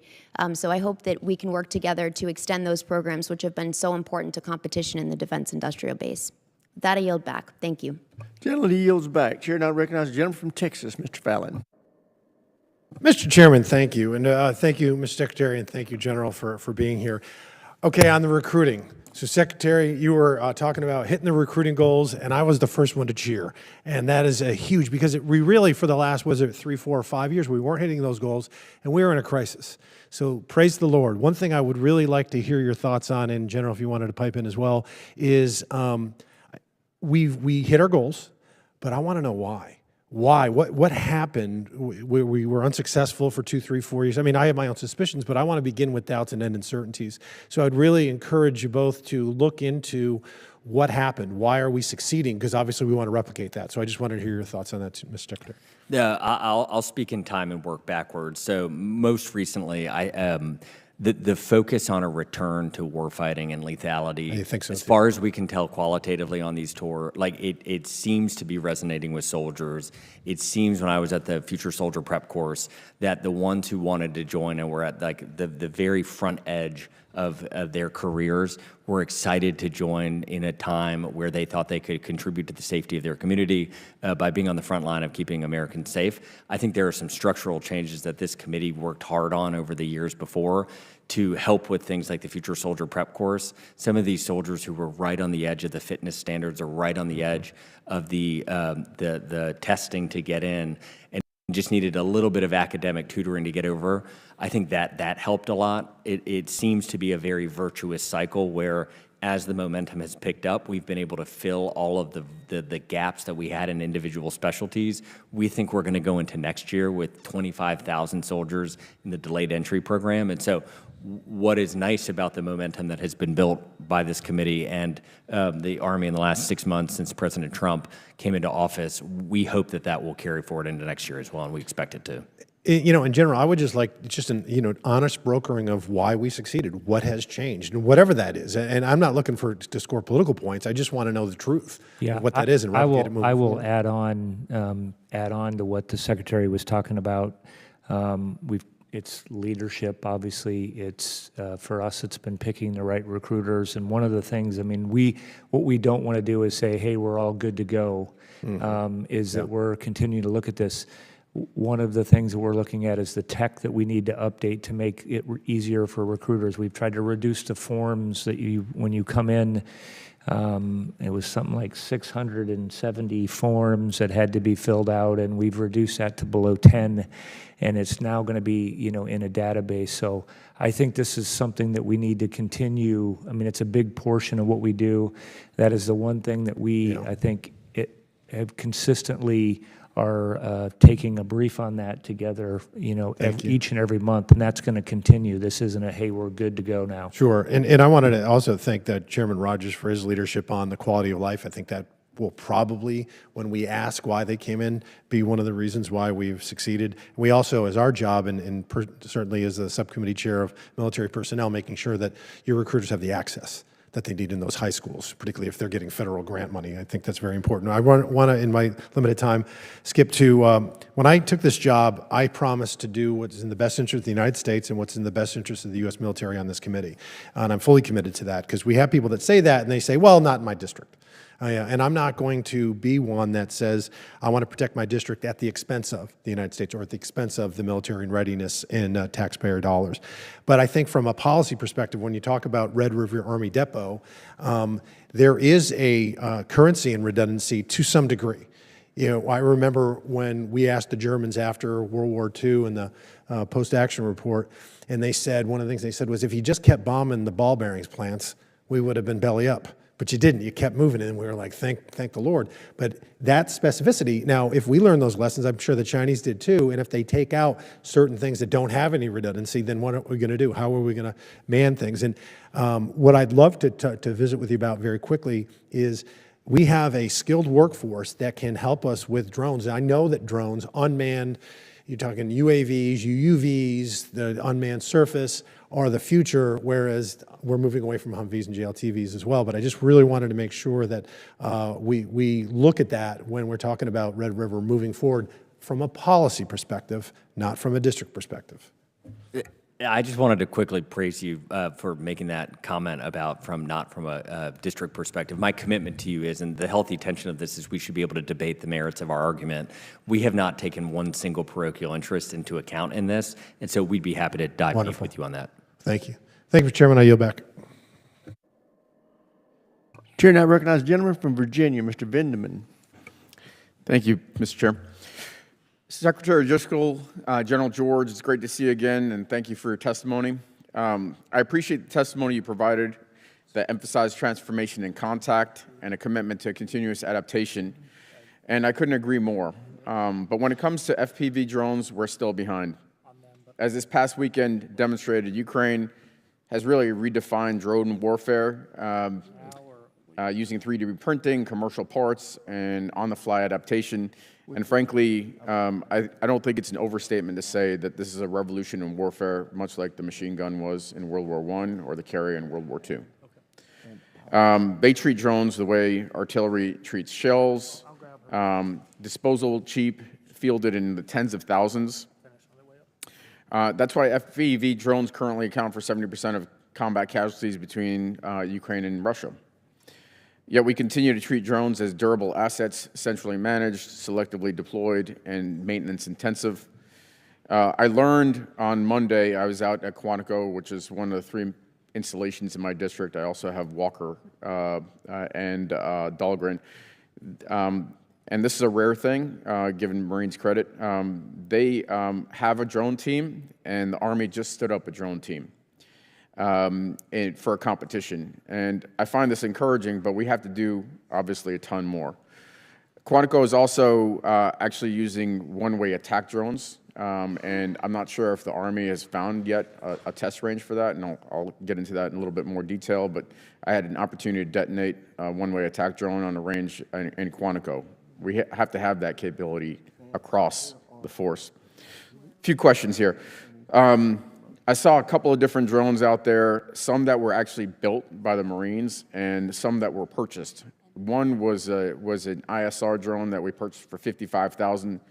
The Ukrainians are manufacturing these, and the Marines are actually building them for $500. Shouldn't we be treating these drones more like artillery and ammunition, more disposable, and building them rather than spending tons of money on them?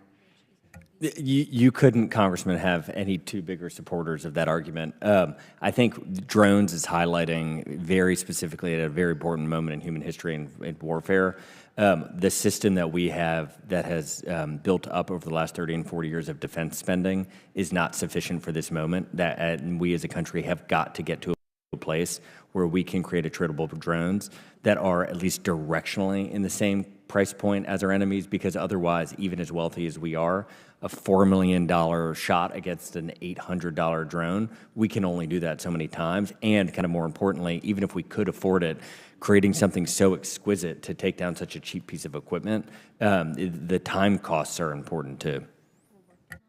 Yeah, I was just going to say we need to get you back out into an Army unit, Congressman. I mean, I'm ready to go. We were just down at JRTC. I mean, that unit, the 1st Brigade 101st, had actually built more than 100 of their own drones. I mean, we're doing that really throughout the Army at Innovation Labs.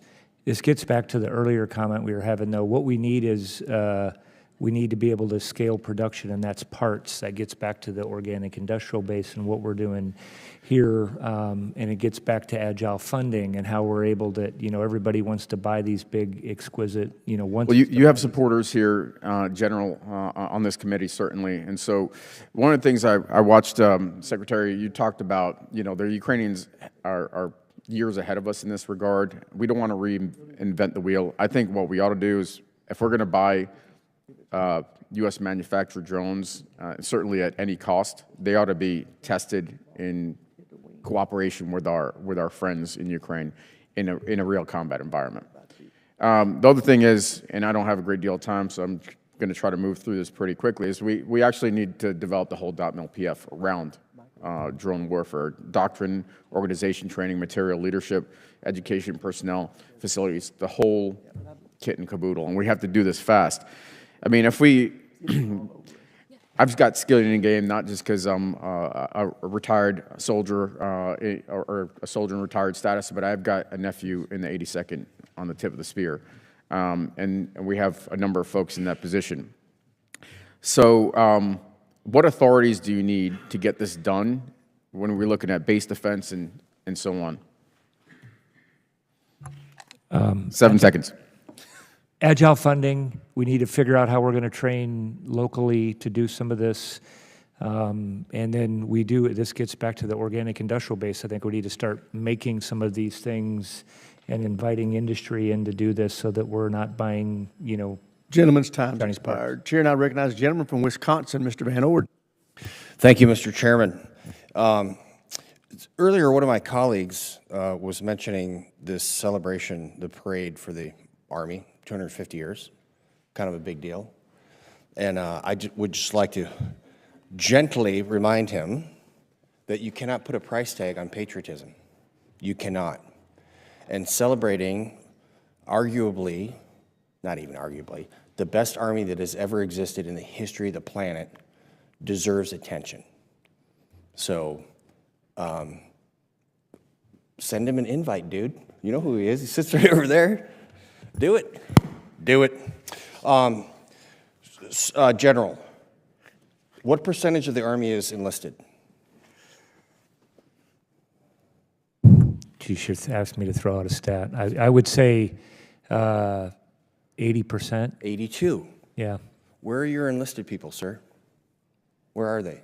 Well, thankfully, there's not a ton of them in the Pentagon. It's not where we need them. They're out. They're the ones that are. They're the ones leading our formations and out there doing the individual training, and they're the experts on that. We do have some that are in the Pentagon to include our wonderful Sergeant Major of the Army and a couple, but not a bunch. Senior enlisted leaders are just that. They lead, and the same thing in the Navy. And the reason I bring that up is that we're here talking about force postures and budgets and all this everything, right? And if 82% of your force are enlisted people, which is true, men and women, soldiers, both, I would just say that maybe some of them should be here to hear this at a different level. And one of our ComNav Spec Warcom guys, Commander Naval Special Warfare Command, made this habit. It was kind of weird. We thought it was goofy to begin with, but he just randomly picked SEALs out of different SEAL teams and made them go to Warcom and work there for like a month. Because as enlisted guys, or as like, what are you guys doing up there, having cocktail parties and stuff? No. Your force needs to know what you're doing. And Mr. Secretary, please. I'm so excited to answer this question, Congressman. Yeah, so, hit it, dude. some of the first people I brought up onto my staff were the E3, who was my driver, now works in the Pentagon. I see him every single day. And then the then E5, who's now our Sergeant Major, who my daughter's named after his daughter, is on staff too, and I talk to them every single day. It's great. And I got to tell you, General George, I am so impressed with you. I was there in Austin, and the way that you are looking at these, a different way to do things better is it's just admirable. And we're here, and I know Chairman Rogers, we got your back 100%.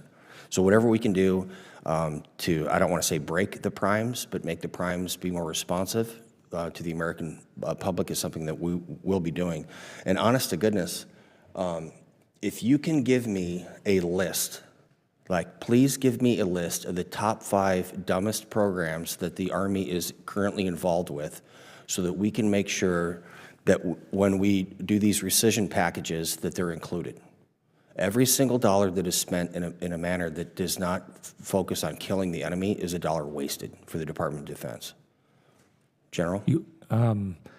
I think the top 5 are on our Army Transformation Initiative, but we'll give you the next 5 if you want, because I think that's what we're talking about. I mean, this is something that we need to constantly look at, and that's part of our everyday discussion, Congressman. Yes, sir. And that support, Congressman and Congresswoman, is incredibly helpful. I mean, I think different people look at their jobs very differently, and so there's nothing wrong with advocating for your constituents.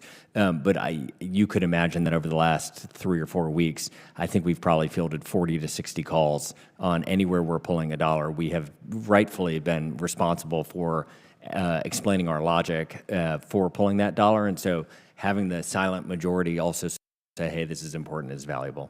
Well, Mr. Secretary, I happen to know a guy. His name is Mike Rogers. And I know that he is deadly serious about making sure that you are the most efficient killing machine. And that's what we're here to support you in. So with that, Mr. Chairman, I yield back. I thank the gentleman. I would note that we have been called for votes, so we are going to let Dr. McCormick and Mr. Mesmer do their questions, and then we will adjourn. So, Dr. McCormick, you are recognized. Thank you, Mr. Chair, and I'll try to keep this brief because I know we want to have time for everybody. But it was interesting talking about the munitions quandary. I know that we had a big backlog in that. We haven't figured out how to do it, even though we are one of the most innovative countries in the world ever in history. But I thought it was also surprising when you gave the answer that that's something that we're still working on. According to what I've been observing in Ukraine, 155 rounds really don't get used anymore. Why? Because triangulation counterfires are basically devastating. So what we're using is mobile applications instead of that sort of munitions anymore. So why do we even care about that? This is exactly the problem. We keep on looking backwards instead of looking forward. We talk about Futures Command. I really enjoyed your presentation too. And we talked about 30% of the Air Force assets, which are obsolete. We don't even know why we're funding and building them. Well, we do know why. It's a political reason that we have politicians protecting their own rather than being innovative and looking at what's good for the country and for the future of strategy and tactics. But once again, let's put aside the 155 rounds, talk about what kind of mobile applications, what kind of drones, HIMARS, whatever it is, how we're going to use wire-guided munitions now going back. Now, that is a backward that's looking forward. But I want to talk about that. The fact that we even legitimize talking about 155 rounds, it's almost an obsolete platform now. When we go out and we look at different platforms into the future, we can't even lament the things we haven't done right in the past. I mean, our best asset is the fact that China keeps on trying to copy the things that don't work anymore.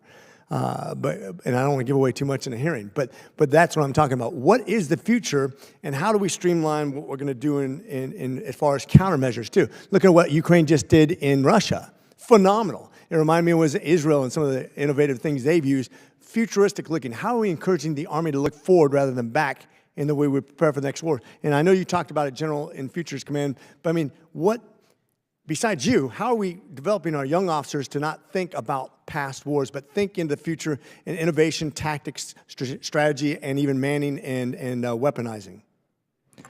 I think our young leaders are doing a really good job of thinking forward. And again, some of the things that you were just talking about, Congressman, when we struggle is stopping doing some of the, hey, somebody still wants us to buy stuff that we necessarily don't need. I agree with you that we need to invest more in drones. That's our plan to do that. Same thing with EW, same thing with long-range fires. I think all those things could be done much cheaper too, and that's why we're working with other companies. If you want magazine depth, the other way of doing that is to actually bring the cost down, and I think that there's innovative companies that can do that, and it's the same with what we need on training. I would argue that we're still probably going to have indirect fire is still going to be something that's going to happen. I think the stat that was given out that it was only 18% of the casualties, and I can come talk to you about that in a classified setting and kind of go through some of that. But I mean, we're going to need some of that too, because those are not, EW is not an issue for some of those things. Same with mortars and what you're going to need at the tactical edge.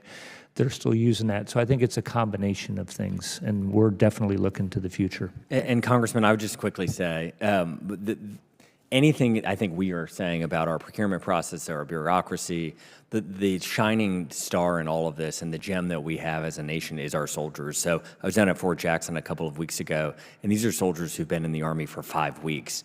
And what we've started to do is put a drone up while they do their lanes, and then when they do their after-action review, they see themselves and what the drone can do. And this is what's remarkable about it. As these drill sergeants have iterated through these classes, they've actually learned lessons from people in the Army for 5 weeks that have trickled up to the Pentagon and spread to our other units on how we can improve, which is absolutely remarkable. And I actually love what the Army's doing in their futuristic thinking for training for personnel. I was at University of North Georgia, love their scientific approach to fitness, but I also simultaneously see we're still doing a huge, massive airborne training of 12,000 soldiers per year on something that we'll probably never use again, which also harms over 100 people per year that we're then going to have to pay disability to for the rest of their lives, and really takes them out of the battlefield on something that really is an obsolete tactic, in my opinion. So I hope I don't want to belabor that point because I know we're out of time, and I want to give you some time, so I'm going to yield the rest of my time. Thank you. Gentleman yields. Chair now recognizes the gentleman from Indiana. Thank you, Chairman, and thank you, gentlemen, for being here. General George, a recent report stated that given multiple successful end-to-end flight tests of hypersonic missiles, the Army intends to field LRHW missiles to the first unit by the end of fiscal 2025. Is that still on time? Yes, it is, Congressman. Do you see any foreseeable setbacks that could delay it any further? I think the big thing that we're trying to do with that is look at, are there other things that can happen out there where we can actually build those missiles less expensive and more rapidly? I think that's the thinking that we're doing on right now. Okay, super. But that's on track, and we've been partnering with the Navy with that system, and that's on track. Okay, great to hear. All right, Secretary Driscoll, our Army National Guard operates for pennies on the dollar compared to active duty units while providing a lot of the same capabilities. As the Army moves to implement ATI, is the Guard being considered as an option to keep end strength levels the same while freeing up funds in the budget to modernize and capitalize on cost savings? We are having, at least that we are a part of, very few conversations where end strength will go down. What I've heard the President say is he wants and I think he said it at West Point 2 weeks ago, an even larger Army. I think to your point on the National Guard, they are an incredible asset for our nation. They've been around for a very long time.